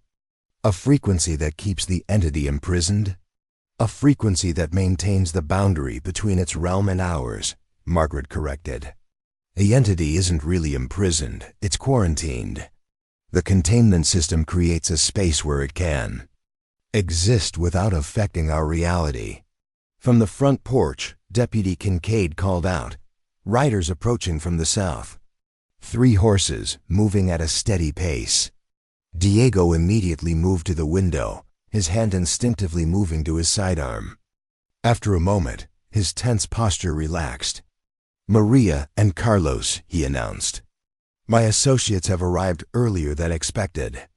Margaret watched as 2 riders approached the boarding house, noting immediately that they moved with the same purposeful competence that characterized Diego. The woman was perhaps 30 years old, with dark hair braided in a practical style and clothing that suggested she was equally comfortable in libraries and on horseback. The man appeared slightly younger, with the weathered features of someone who spent considerable time outdoors, but carried himself with an alertness that spoke of education and training. The 3rd rider proved to be a surprise, an elderly Pueblo man whose traditional clothing and bearing suggested he was not a regular member of Diego's bureau team. His presence added an element Margaret hadn't anticipated, though Diego's obvious respect for the old man indicated his participation was both welcome and significant. Deputy Kincaid intercepted the newcomers before they could dismount. "Checking." their credentials with the same thoroughness he had shown with Diego. After a brief consultation, he allowed them to approach the boarding house. "Diego," the woman called as she dismounted, "we made better time than expected. The territorial governor has authorized emergency measures. We have 48 hours before the situation is resolved one way or another." "Maria Santos," Diego introduced as the woman joined them on the porch. "Archaeological specialist and artifact analyst. Carlos Mendoza, our liaison with tribal authorities and traditional knowledge keepers. And this is Joseph Standing Bear, a medicine man from San Ildefonso Pueblo who has experience with entities similar to what we're facing here." Margaret found herself being assessed by 3 pairs of intelligent eyes, each evaluation reflecting a different perspective on her potential usefulness to their mission. Maria's scrutiny focused on her general competence and stability under stress. Carlos seemed more interested in her cultural background and how it might affect her interactions with supernatural forces. Joseph Standing Bear's examination was the most unsettling. She felt as if he was looking not just at her physical presence but at something deeper and more essential. "You are the pattern reader Diego mentioned in his message," Joseph said finally, his English heavily accented but precise. "The one who sees the old knowledge in new ways." "I'm not sure I understand," Margaret replied honestly. "The ancient ones who built the containment understood that all things are connected by invisible threads," Joseph explained, gesturing toward the mine entrance visible in the distance. "They wove those threads into patterns that would hold the Shadow Walker in its proper place. But the pattern was broken by those who could not see the threads." Maria stepped forward, pulling a leather satchel from her horse. "We've brought additional documentation and analysis tools. Joseph's people have oral traditions about this specific location, dating back at least 300 years. "The Pueblo knew about the entity in the mine?" Margaret asked. "Our ancestors warned that this mountain held hungry spirits that fed on human thoughts and dreams," Joseph confirmed. "The cliff dwellers who came before us built the first containment, but they were forced to abandon this place when the patterns began to weaken." Carlos unloaded several wooden cases from his horse, handling them with obvious care. "We've also brought specialized equipment, devices for measuring electromagnetic fluctuations, photographic equipment for documenting symbols in low-light conditions, and protective amulets based on traditional designs." Margaret watched the efficient preparation of the investigation team with a mixture of admiration and apprehension. These people clearly knew what they were doing, but their professionalism also emphasized the extreme danger of what they were about to attempt. "How do we proceed?" she asked Diego.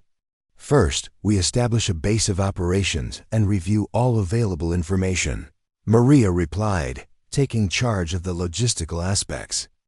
"Joseph will perform a protective ceremony while Carlos and I analyze the new data Diego has gathered. Meanwhile, you and Diego can work on interpreting the containment symbols." The next 2 hours passed in intense preparation. Maria and Carlos set up their equipment in the boarding house parlor, transforming it into a temporary research station. Electromagnetic detectors began registering unusual readings from the direction of the mine, while photographs of Theodore's sketches revealed details invisible to the naked eye under normal lighting. Joseph disappeared for nearly an hour, returning with a collection of stones, herbs, and other materials he had gathered from the surrounding landscape. He arranged these items in precise patterns around the boarding house, chanting softly in a language Margaret didn't recognize, but that seemed to resonate in her bones. "Protective barriers," Diego explained when Margaret asked about the ceremony. "Not physical protection, but spiritual insulation against the entity's influence."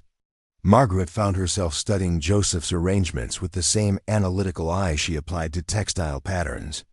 The placement of stones and herbs followed mathematical principles similar to those she had observed in the containment symbols, suggesting a deep connection between different knowledge traditions. "Joseph," she said as the medicine man completed his preparations, "the patterns you're creating, They're based on the same geometric principles as the mine containment, aren't they? The old man nodded approvingly. The young woman sees truly.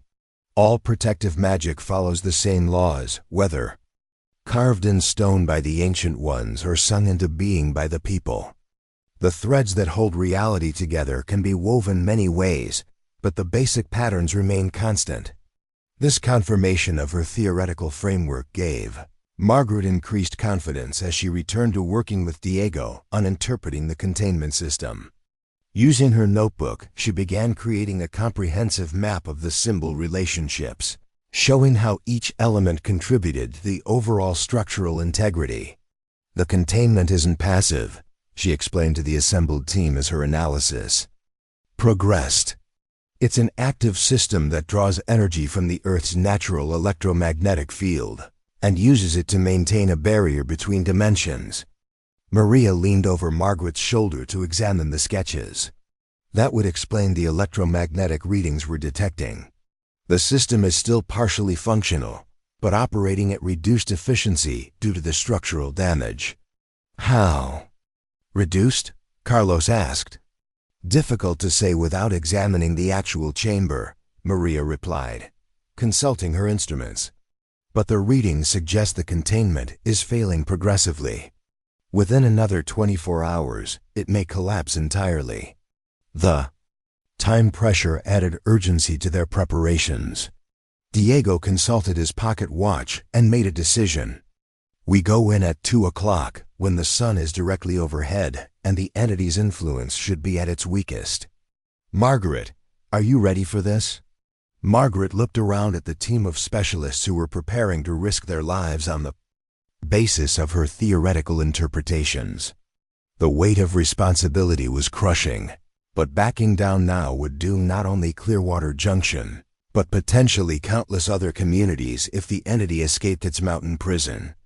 I'm ready, she said, hoping she sounded more confident than she felt. The descent into the mine proved to be unlike anything Margaret had imagined.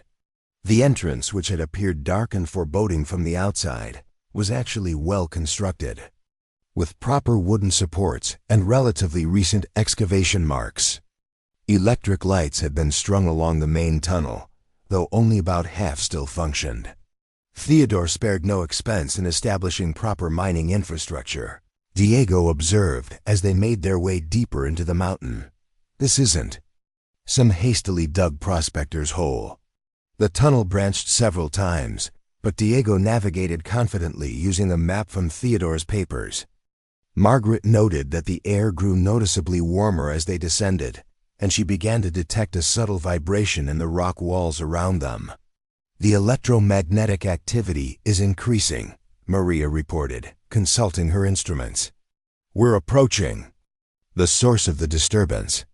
After 20 minutes of steady descent, they reached a section where the tunnel walls showed obvious signs of recent excavation. Broken timbers and piles of rubble indicated where Theodore's team had broken through into whatever lay beyond. The sealed chamber, Carlos identified, pointing to a rough opening that had been blasted through solid rock. Margaret stepped through the opening and gasped at what lay beyond.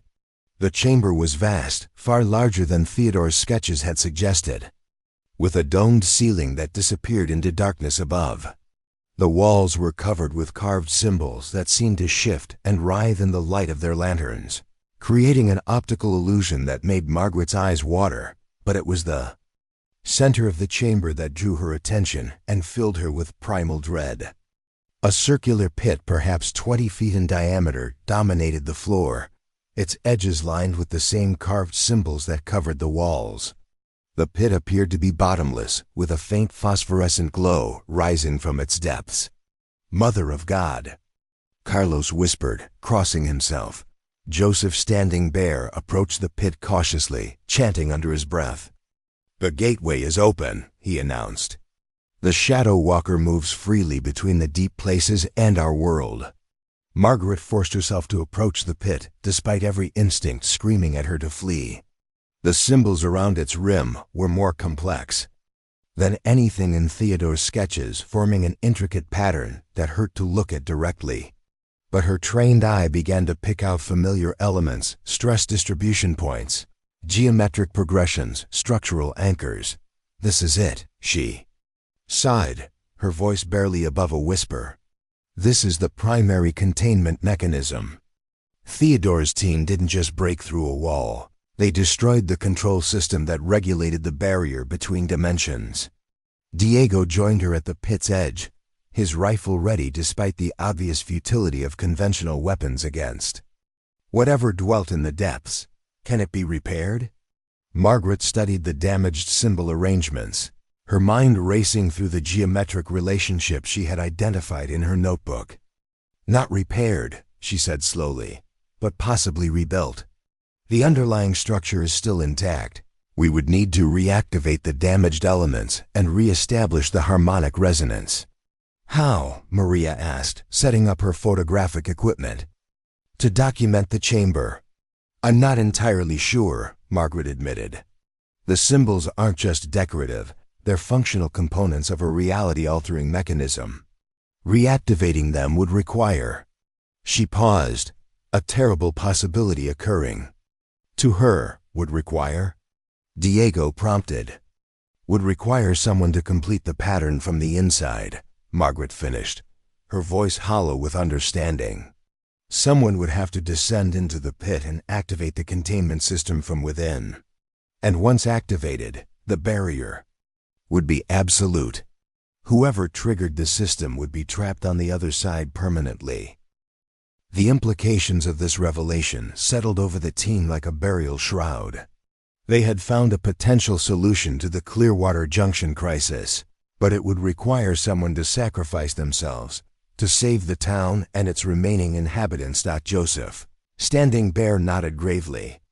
The Ancient Ones understood this price. It is why the cliff dwellers abandoned this place rather than attempting to repair their own containment. The cost of victory was too high.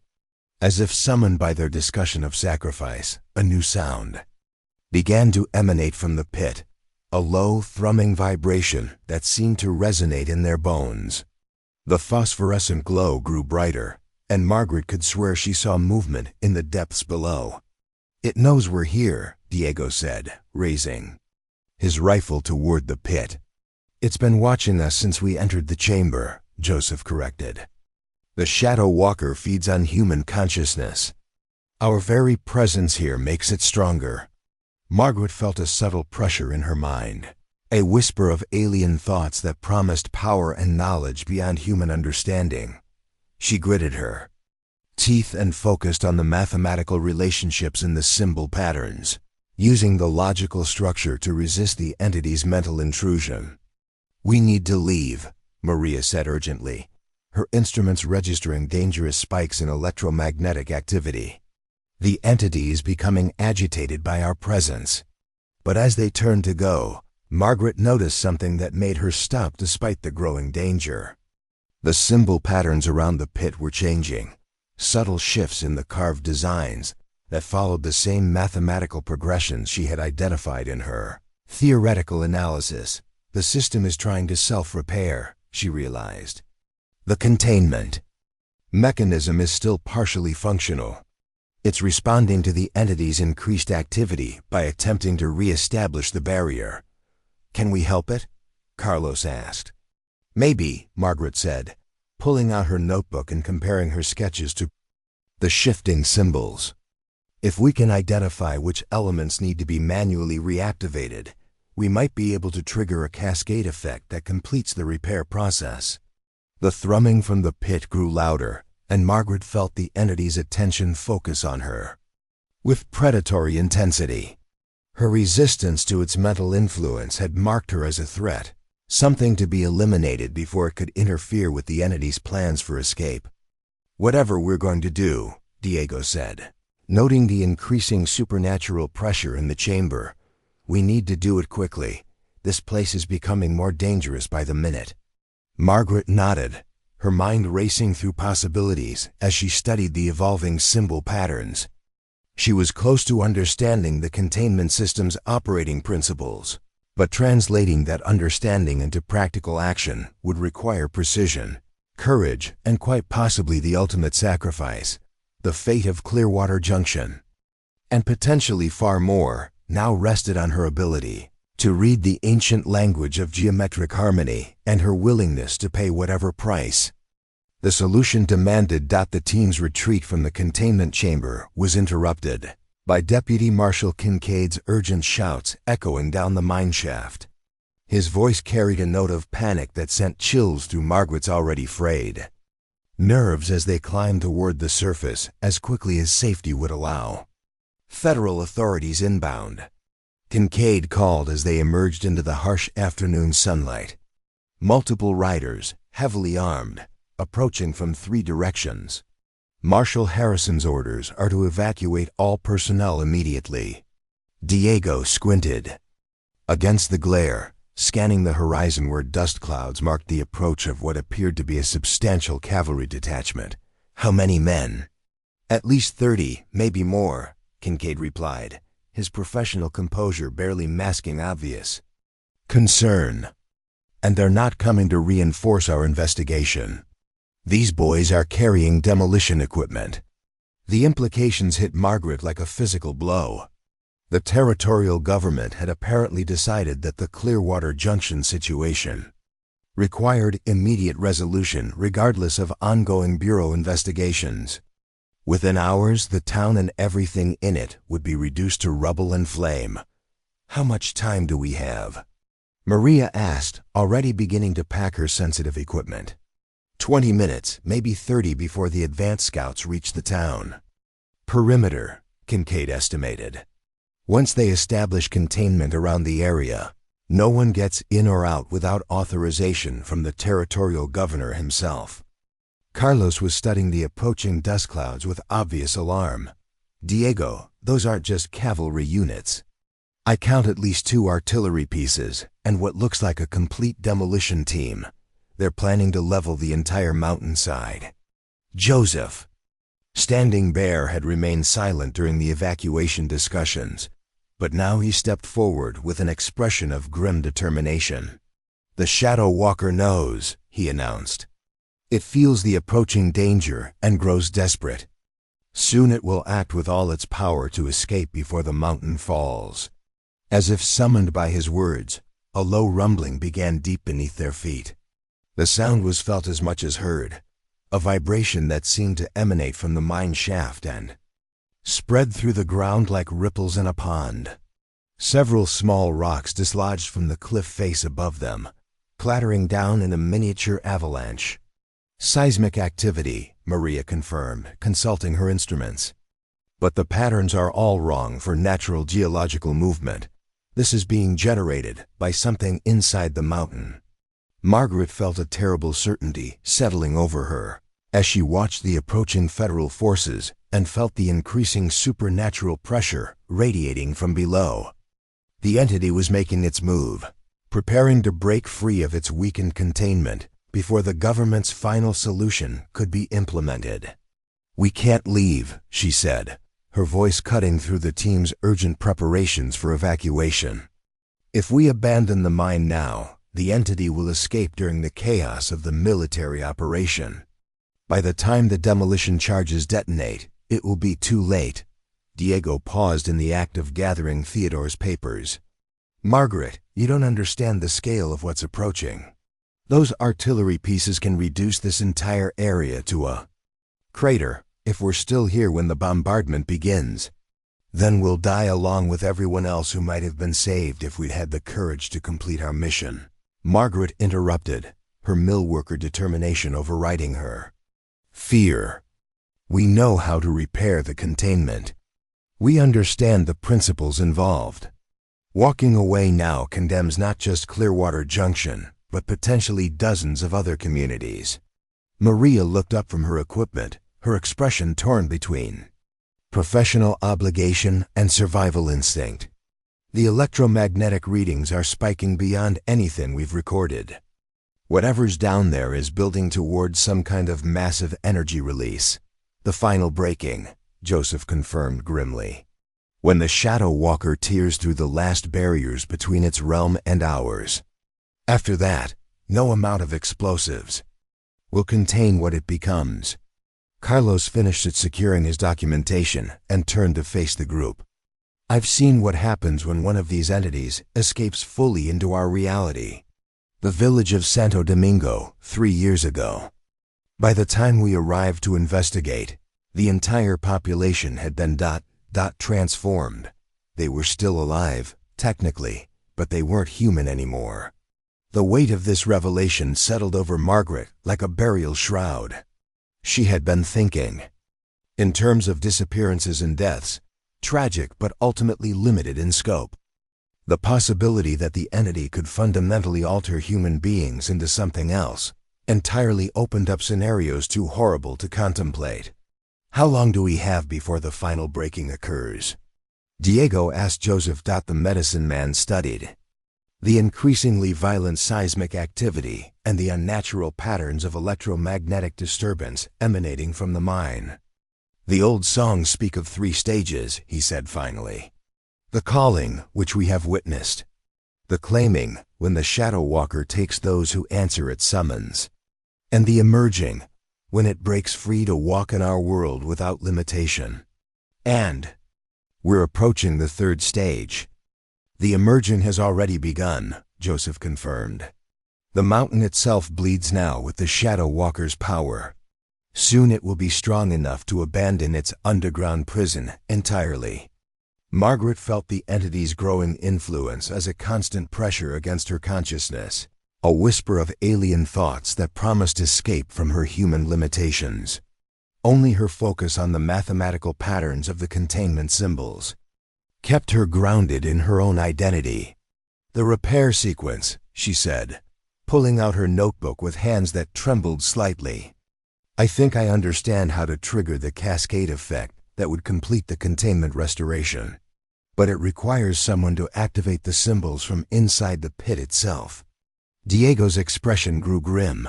A suicide mission. Not necessarily. Margaret replied, though her voice lacked conviction. The containment system is designed to create a barrier between dimensions, not to destroy whatever is on either side. Someone who triggered the repair from within might survive, just displaced to wherever the entity originally came from. Maria's instrument suddenly began registering readings that made her step back in alarm. The energy buildup is accelerating. Whatever we're going to do, we need to do it now. I'm reading massive electromagnetic disturbances that suggest reality itself is beginning to destabilize in the immediate area. As if to emphasize her point, the air around the mine entrance began to shimmer like heat waves rising from summer pavement. But the distortion was wrong somehow, creating optical effects that hurt to look at directly and suggested spaces that extended beyond the normal 3 dimensions. The boundaries are weakening, Joseph observed. Soon the shadow walker will not need the tunnel to reach our world. It will simply step through wherever the barriers have grown thin. The approaching cavalry was now close enough for Margaret to make out individual riders. She could see the professional efficiency with which they were establishing a perimeter around Clearwater Junction, cutting off all escape routes while positioning their artillery for maximum destructive effect. Deputy Kincaid, Diego called to the federal marshal. Is there any chance of delaying the bombardment? Even an hour might be enough for us to implement a containment solution. Kincaid shook his head grimly. Orders came directly from the territorial capital. The moment those artillery pieces are in position, they commence firing.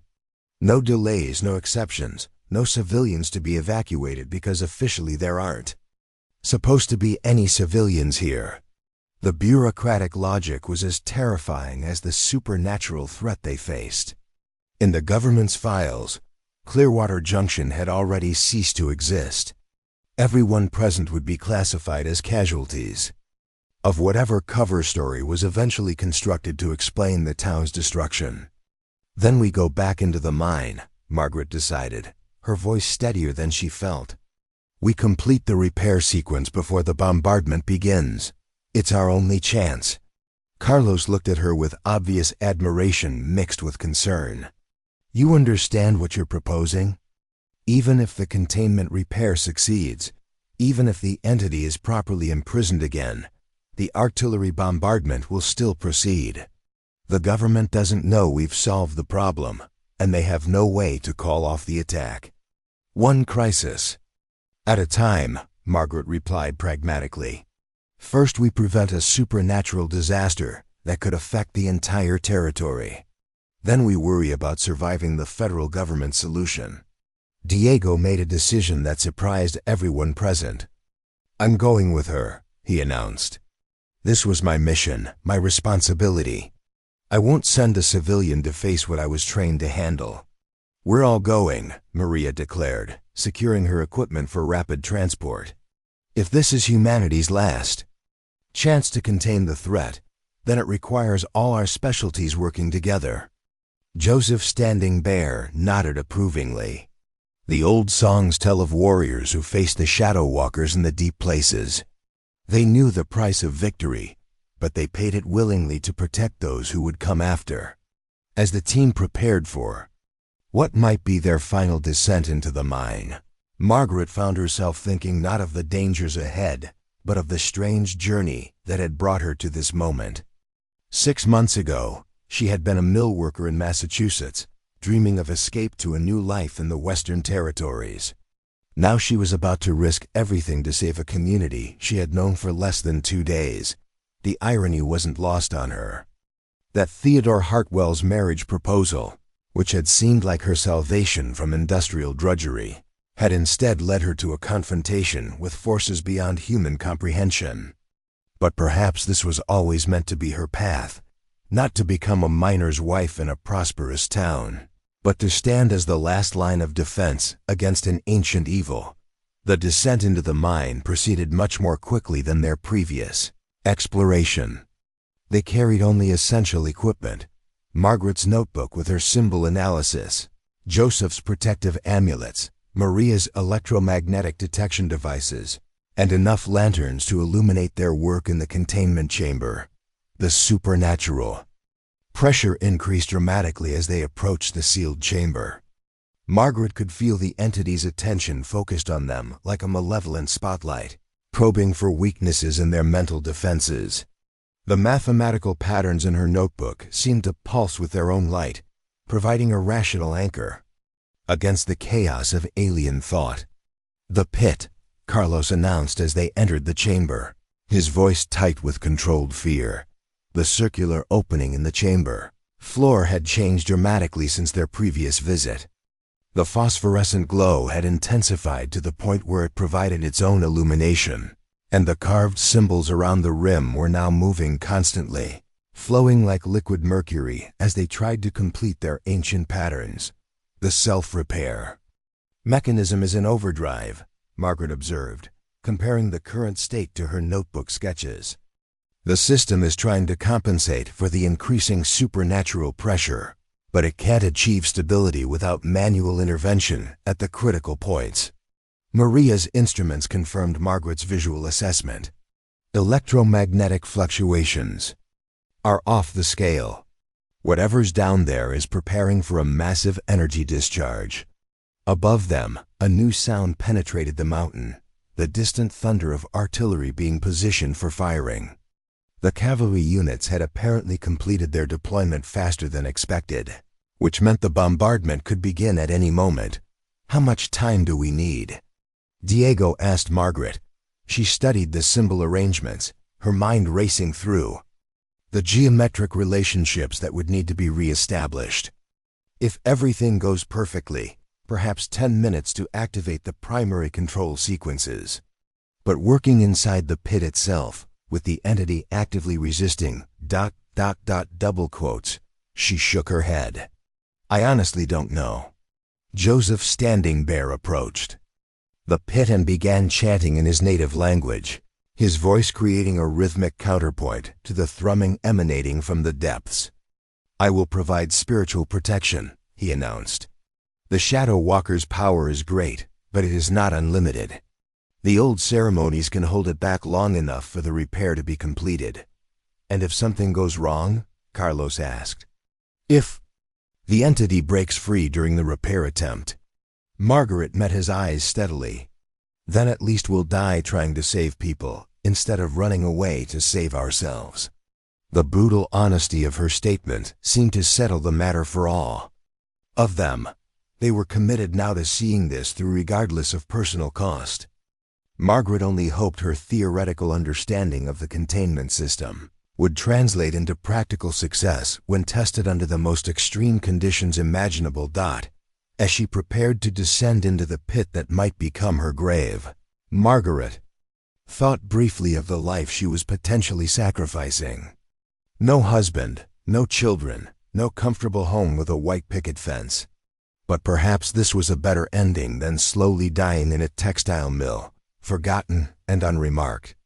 At least this way, her death might have meaning, the entity seemed to sense.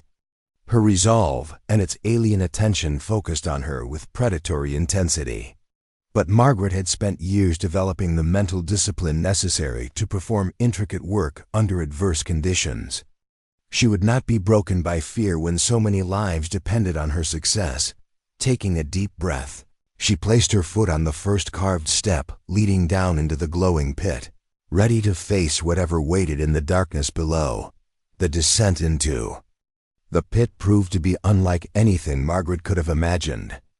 The carved steps that lined the circular walls seemed to extend far deeper than the phosphorescent glow should have allowed, creating an optical illusion that made her question the fundamental nature of the space she was entering. Each step downward brought increased pressure against her consciousness, as if the entity was pressing its alien thoughts directly against her mind. "Margaret," Diego's voice called from above, distorted by the strange acoustics of the pit.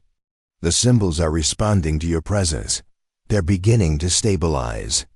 She paused to look back and saw that he was correct. The flowing mercury-like movement of the carved patterns around the pit's rim had slowed considerably, and several sections had locked into configurations that matched her notebook sketches. Her very presence in the containment field was somehow providing the missing element the repair system needed. "Keep going," Joseph Standing Bear's voice carried down to her, his chanting having shifted to a different rhythm that seemed to resonate with the stone itself. "The Shadow Walker fights harder now, but the old protections hold. You have time, but not much." The steps ended at a circular platform, perhaps 15 feet in diameter, carved from the same strange stone as the rest of the chamber, but polished to mirror smoothness. Complex geometric patterns covered every inch of the surface, and as Margaret's feet touched the platform, the symbols began to emit their own soft light. What she saw in that illumination made her gasp aloud. The entity was there, waiting for her. It stood, if standing was the correct term for something that seemed to exist, in more dimensions than human perception could fully process, at the center of the platform. But it wasn't the monstrous horror she had expected. Instead, the entity appeared almost human, wearing the form of a middle-aged man in expensive clothing that might have been fashionable 50 years earlier. "Miss Margaret Whitman," the entity said, its voice cultured and pleasant, despite emanating from a being that shouldn't possess vocal cords. "How delightful to finally meet you properly. I am Dr. Elias Blackwood, though that wasn't my original name, of course."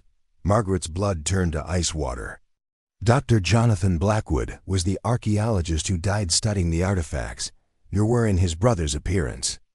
"Very perceptive," the entity acknowledged with what appeared to be genuine admiration. "Elias Blackwood was indeed among the first to study my prison when your friend Theodore began his ill-advised excavations. His mind provided such rich material for understanding your species' psychology and cultural expectations." The casual way it discussed consuming a human consciousness made Margaret's stomach lurch, but she forced herself to remain focused on the symbol patterns beneath her feet. They were responding to her presence, beginning to pulse in sequences that matched the mathematical progressions she had identified. "You've been manipulating events from the beginning," she realized. The cave-in that killed Theodore, the mass disappearances, even Elena's midnight ravings, all carefully orchestrated to create the conditions you needed. Guilty as charged, the entity replied with a smile that was perfectly human, except for the complete absence of warmth behind it. Though I prefer to think of it as creative problem-solving. My previous containment had grown uncomfortably restrictive over the centuries. A change of scenery was definitely in order. Above them, Margaret could hear the increasing urgency in her teammates' voices as they monitored the situation from the chamber's main level. Maria's instruments were apparently registering massive electromagnetic disturbances, while Joseph's protective chanting had taken on a desperate intensity. "The artillery bombardment will begin soon," Margaret said, trying to keep the entity talking while she studied the platform's symbol arrangements. "Even if you escape the containment, you'll be destroyed along with everything else when the mountain comes down." The entity's laugh was disturbingly human. "My dear girl, do you really think a few primitive explosive devices can harm something that exists across multiple dimensional planes? The bombardment will simply eliminate any witnesses to my emergence while providing convenient cover for my departure from this rather tedious wilderness." Margaret felt the truth of its words like a physical blow. The government's final solution wouldn't contain the entity at all. It would simply erase the evidence of their failure, while allowing the creature to escape into the wider world. "But you're not just trying to escape," she said, her pattern recognition training helping her see the larger design behind the entity's actions. "You've been learning, adapting, preparing for something specific." "Excellent deduction," the entity acknowledged. 3 weeks of interaction with human consciousness has provided invaluable data about your species' social structures, technological capabilities, and psychological vulnerabilities. I now understand exactly how to integrate myself into your civilization without triggering the kind of resistance that would prove inconvenient. The horrifying implications of this revelation crashed over Margaret like a wave. The entity wasn't planning random destruction or obvious supernatural activity that would alert authorities to its presence. It was preparing to infiltrate human society, using its ability to mimic human form and its accumulated knowledge of human behavior to position itself where it could do maximum damage. "You're going to replace people in positions of power," she breathed. "Government officials, business leaders, anyone with influence over large populations. Starting with the territorial governor who authorized this bombardment," the entity confirmed. "Such a convenient opportunity to assume the identity of someone with both political authority and military resources. From there, the possibilities are quite literally endless." Above them, a new sound penetrated the mountain, the deep, resonant boom of artillery fire beginning. The first shells were impacting somewhere on the mountainside, each explosion sending tremors through the stone. That made the carved symbols flicker and waver. "Time grows short," the entity observed pleasantly. "Perhaps we should conclude our business. You came here to repair the containment, I believe. Such touching dedication to a hopeless cause." Margaret forced herself to ignore the creature's taunts and focus on the symbol patterns beneath her feet. The mathematical relationships were becoming clearer as her understanding deepened, showing her how the various geometric elements interlocked to create a stable dimensional barrier. "The containment can be repaired," she said, her voice steadier than she felt. "But only if someone completes the activation sequence from this platform." "And dies in the process, yes," the entity agreed. "The original builders designed their prison quite cleverly. The barrier cannot be activated without a conscious mind to guide the process, but the activation itself ensures that mind becomes permanently part of the containment system." Margaret's hands moved across the platform's surface, tracing the symbol patterns while her mind raced through the geometric progressions. She was beginning to understand not just how the system worked, but why it required such a terrible price. The containment isn't just a barrier, she realized. It's a balance. It requires a human consciousness to anchor it in our reality while simultaneously connecting it to wherever you come from. The spaces between spaces, the entity confirmed. The dimensionless void where hungry things wait for cracks in reality to widen enough for passage. Your ancient builders understood that some doors, once opened, can never be fully closed, only guarded by those willing to stand eternal watch. The artillery bombardment was intensifying, with shells now impacting close enough to rain dust and small stones down into the pit. Margaret could hear her teammates calling her name, their voices tight with urgency as they realized the government forces were targeting the mine entrance specifically. "Margaret!" Diego's voice carried clearly. "Despite the chaos above, the chamber is beginning to collapse. Whatever you're going to do, it has to be now." She looked up to see cracks appearing in the pit's walls, spreading like spider webs as the artillery barrage weakened the mountain's structural integrity. The entity had timed everything perfectly. The bombardment would destroy the containment chamber while providing cover for its escape into the wider world. "You've already lost," the entity said, following her gaze to the spreading destruction above. "Even if you somehow complete the repair sequence, the artillery will breach the chamber before the containment can stabilize.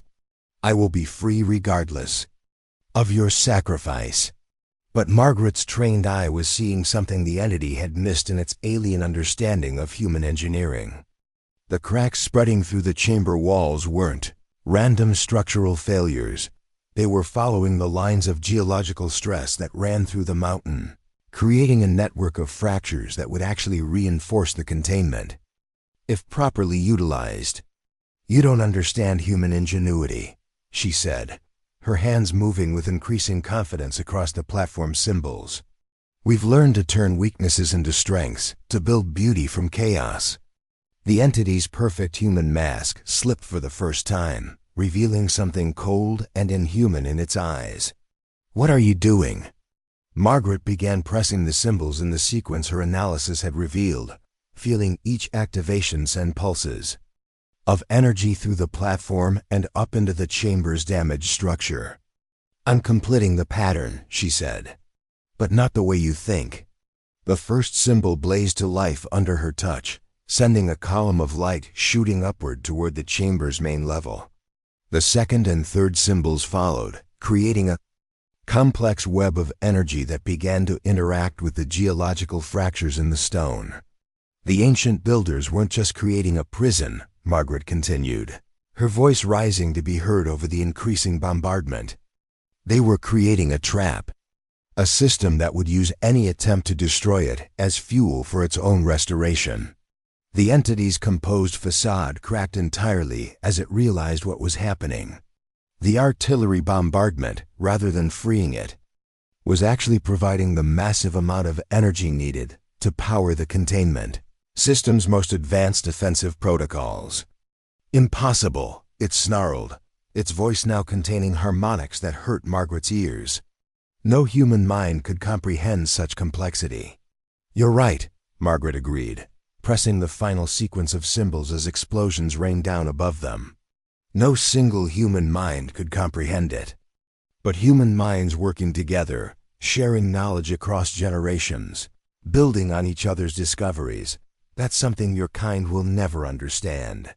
The platform beneath her feet erupted in blinding light as the containment system activated with power drawn from the very bombardment meant to destroy it.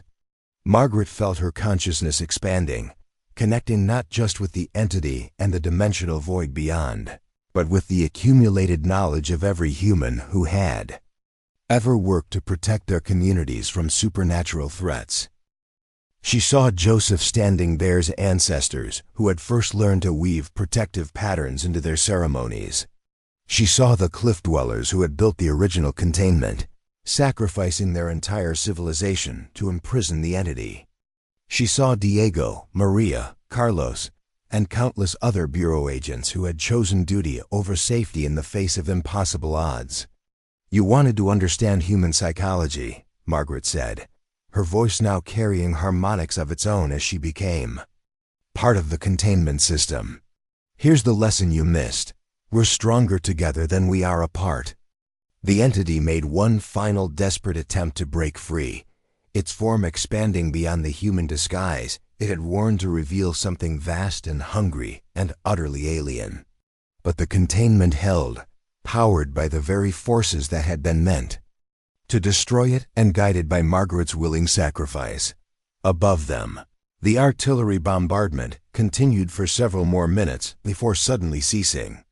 In the strange silence that followed, Margaret could hear her teammates calling her name, their voices echoing in the space between dimensions where she now existed as both guardian and prisoner. "I'm here," she called back, though she wasn't entirely sure they could hear her. "The containment is stable. The entity is imprisoned." Diego's voice reached her, faint but clear. "Margaret, can you hear us? Are you still alive?" She considered the question carefully.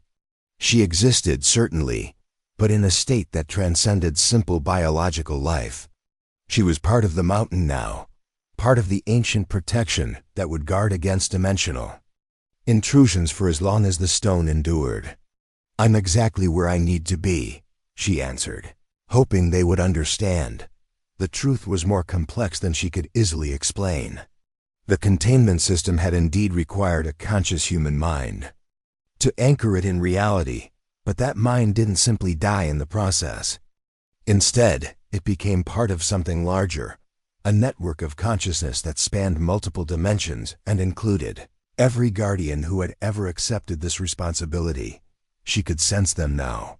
The cliff dweller shaman who had first bound the entity, the Spanish conquistador who had reinforced the prison when it began to weaken, and dozens of others who had made similar sacrifices over the centuries.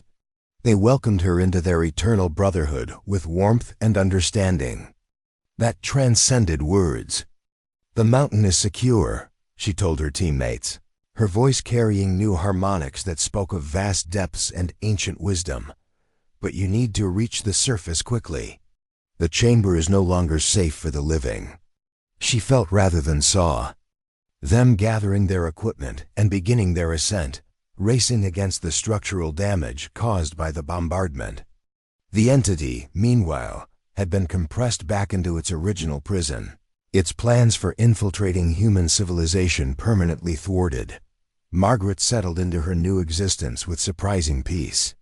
She had come to Clearwater Junction seeking a new life, and she had found one, just not the domestic tranquility she had originally imagined. Instead, she had become something far more important, a guardian standing watch between two worlds, ensuring that the darkness would never again threaten those she had sworn to protect. In the silence that followed the team's escape, Margaret began to understand the full scope of her new responsibilities. The containment system connected to similar installations throughout the Western Territories, creating a network of protection that few humans even suspected existed. She was now part of that network, able to monitor threats and coordinate responses across vast distances. It was, she realized, exactly the kind of meaningful work she had always dreamed of finding. And she would have eternity to perfect it. 3 months after the Battle of Clearwater Junction, as Bureau records would officially designate the incident, Diego Morales stood once again on the main street of what had been a ghost town. The transformation was remarkable. Where empty buildings had stood like tombstones, new construction was rising. Where silence had reigned, the sounds of hammers and saws filled the air with the music of renewal.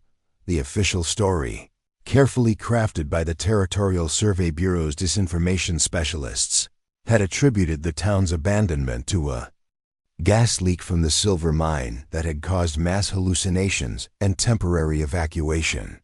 The artillery exercises that had damaged the mountainside were explained as routine military training that had fortuitously helped seal the dangerous gas deposits. Within weeks, investors from Denver had arrived to purchase mining rights and begin rebuilding operations. But Diego knew the deeper truth. The network of consciousness that Margaret had joined was not passive. Through means he couldn't fully understand, she and her fellow guardians had somehow influenced events to ensure Clearwater Junction's resurrection. New families arrived with unusual frequency, many of them bureau agents and their relatives seeking to establish a permanent presence near the containment site.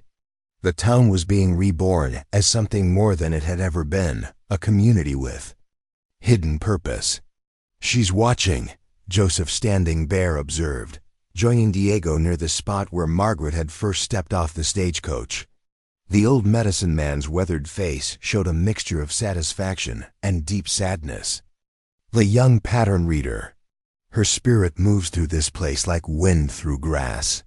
Diego nodded, having felt that presence himself on numerous occasions. Sometimes he would catch glimpses of movement in the corner of his eye, or hear faint laughter that seemed to come from everywhere and nowhere at once. The containment chamber itself had been sealed by federal mining safety officials, but electromagnetic readings still indicated active supernatural monitoring from within the mountain. "Maria's latest analysis suggests the containment network has expanded," Diego reported. 3 other dormant sites across the territory have shown signs of activation. Whatever Margaret became, she's sharing the knowledge with other guardians. "As it should be," Joseph replied. "The Ancient Ones knew that no single warrior could guard all the dangerous places. But warriors who share their strength across great distances, they can protect entire peoples." Construction supervisor Frank Morrison approached them, wiping sweat from his forehead with a bandana. Morrison was bureau trained, though his cover identity as a mining engineer was completely authentic. The man's expertise in both supernatural containment and practical construction had proven invaluable in rebuilding the town according to very specific architectural requirements. "The new church foundation is complete," Morrison reported. "We've incorporated the geometric patterns Miss Whitman's notes specified. If anything supernatural ever threatens this place again, the entire town structure will serve as a secondary containment system." Diego examined the construction plans Morrison carried, noting how mundane building layouts had been subtly modified to create protective symbol patterns.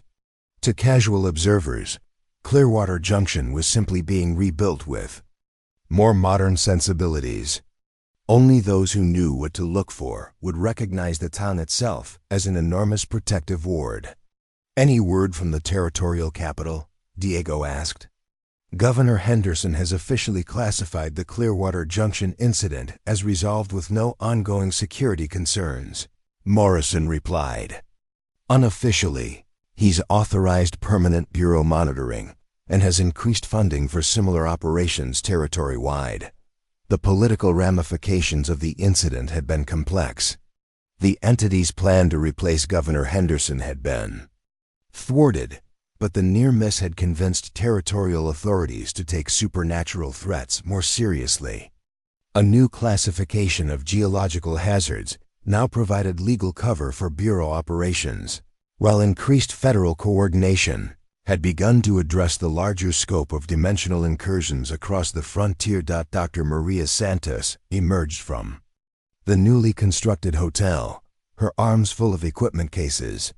Her official role as a geological surveyor provided perfect cover for continuing electromagnetic monitoring of the containment site.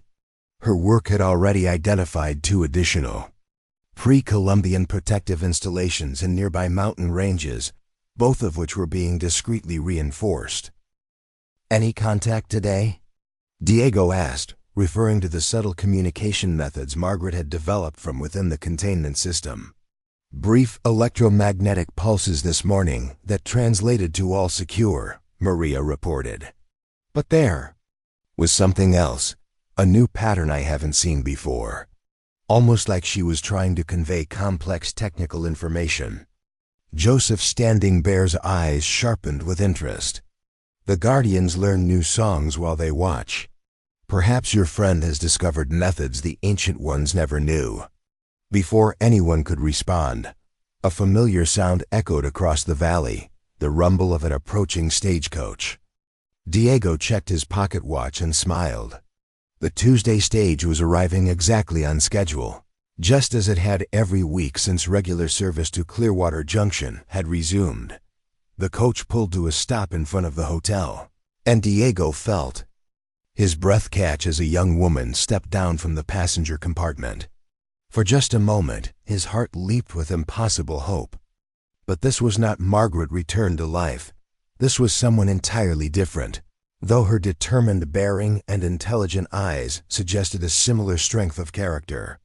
"Welcome to Clearwater Junction," Morrison called cheerfully, stepping forward to greet the new arrival. "I'm Frank Morrison, construction supervisor. Are you here about the teaching position?" "Yes, sir," the woman replied, her voice carrying a slight accent that suggested Eastern European origins. "I am Miss Anna Kowalski. I received word that the town was seeking someone to establish a proper school."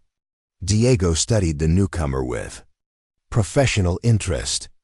Anna Kowalski was obviously well educated, but there was something else about her, a subtle awareness in her eyes that suggested familiarity with unusual circumstances. As she turned to survey the bustling construction activity, her gaze lingered on certain building details that only someone with knowledge of protective symbolism would find significant. "Another bureau placement?" Diego murmured to Maria. "Most likely," she confirmed quietly. "Though there are civilians who develop sensitivity to supernatural phenomena through personal experience. Either way, she fit in well here." Joseph Standing. Bear was studying Anna with obvious approval. "She carries the scent of old knowledge," he observed. "This one has walked in places where the spirits are strong." As the afternoon progressed, Diego found himself observing the complex choreography of Clearwater Junction's rebirth. Bureau agents and their families had indeed formed the core of the new population, but they had been joined by others drawn to the community for reasons they couldn't quite articulate. Former miners who had worked dangerous sites where reality seemed unstable. Scholars whose research had led them to uncomfortable truths about frontier history. Artists whose work reflected influences that couldn't be explained by conventional inspiration. The result was a community unlike any other in the territories, a town where supernatural awareness was the norm rather than the exception, where children would grow up understanding that the world contained wonders and dangers beyond ordinary comprehension. "It's what she would have wanted," Diego said softly, watching Anna Kowalski being introduced to other newcomers by Morrison's wife. "A place where people like us could build something lasting." A gentle tremor ran through the ground beneath their feet, not seismic activity, but something more subtle. The electromagnetic pulse that followed translated clearly through Maria's instruments. "Thank you." Margaret's presence was particularly strong today, Diego realized. Perhaps the arrival of new residents strengthened her connection to the physical world. Or perhaps she simply wanted to express approval of how her sacrifice was being honored. As the sun set behind the mountains, painting the sky in shades of gold and crimson, the residents of the new Clearwater Junction gathered for their weekly community meeting. These gatherings served multiple purposes: practical coordination of reconstruction efforts, social bonding among the diverse population, and subtle briefings on supernatural monitoring activities. Tonight's meeting was held in the completed church, where Anna Kowalski was formally introduced as the town's new schoolmistress. As she spoke about her educational philosophy and her plans for establishing a comprehensive curriculum, Diego noticed that her seemingly conventional proposals contained subtle references to subjects that standard frontier schools never addressed. "In addition to traditional mathematics and literature," Anna explained, "I believe children should understand the natural sciences, including the geological and atmospheric phenomena that make our region unique. They should also learn about the cultural traditions of the indigenous peoples who have lived in these mountains for countless generations." Joseph, standing there, nodded approvingly from his seat near the front of the church. Teaching children to recognize and respect the supernatural protections that surrounded them. was essential for the community's long-term survival. Following the formal meeting, smaller groups gathered to discuss specialized concerns. Diego found himself in conversation with Dr. Charles Whitmore, a physician whose previous experience treating victims of supernatural encounters had made him invaluable for monitoring the community's health. Any signs of residual influence from the entity? Diego asked. None whatsoever, Whitmore replied confidently. Whatever Miss Whitman accomplished in that containment chamber, it was thorough. I've examined everyone who was present during the incident, and there's no trace of alien psychological contamination. This was perhaps the most remarkable aspect of Margaret's victory. Previous containment operations had often left survivors with permanent mental scarring or ongoing supernatural sensitivity. The network of guardian consciousness she had joined seemed to provide active protection that extended far beyond simple imprisonment of hostile entities. As the evening wound down and residents began returning to their homes, Diego walked alone through the town's newly laid streets. Construction would continue for several more months, but already Clearwater Junction had regained the prosperous, thriving atmosphere that Theodore Hartwell had once described in his letters to Margaret. The irony wasn't lost on Diego that Margaret had found her new life after all, not as a miner's wife in a conventional frontier town, but as the eternal guardian of a community dedicated to protecting humanity from supernatural threats. Her pattern recognition skills, which had once been applied to textile design, now helped coordinate protective measures across an entire network of containment sites. Standing before the sealed entrance to the mine, Diego spoke quietly into the night air. I hope you know what you accomplished here, Margaret. This isn't just about one town or one entity. You've helped create something that could change how humanity deals with supernatural threats for generations to come. The response came not as electromagnetic pulses or seismic tremors, but as something more subtle, a sense of profound contentment that seemed to emanate from the mountain itself. Margaret had found her purpose, and through her sacrifice, others would have the opportunity to find theirs as well. As Diego made his way back to his quarters in the boarding house, now completely renovated and serving as temporary housing for bureau personnel, he reflected on the strange paths that had brought them all to this moment. A mail-order bride's journey to an abandoned town had become the catalyst for establishing humanity's first permanent supernatural monitoring station in the American West. The network of consciousness that Margaret anchored was already expanding, with guardian spirits awakening at containment sites across the territories. Within a decade, Diego estimated, a comprehensive early warning system would be in place to detect and respond to dimensional incursions before they could threaten civilian populations. It was a legacy that would outlast any individual life, a contribution to human survival that would echo through generations.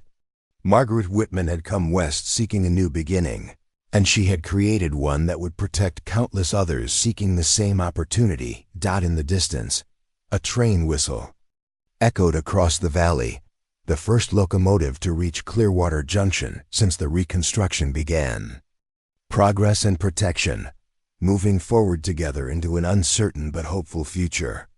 Up next, you've got two more standout stories right on your screen. If this one hits the mark, you won't want to pass these up. Just click and check them out.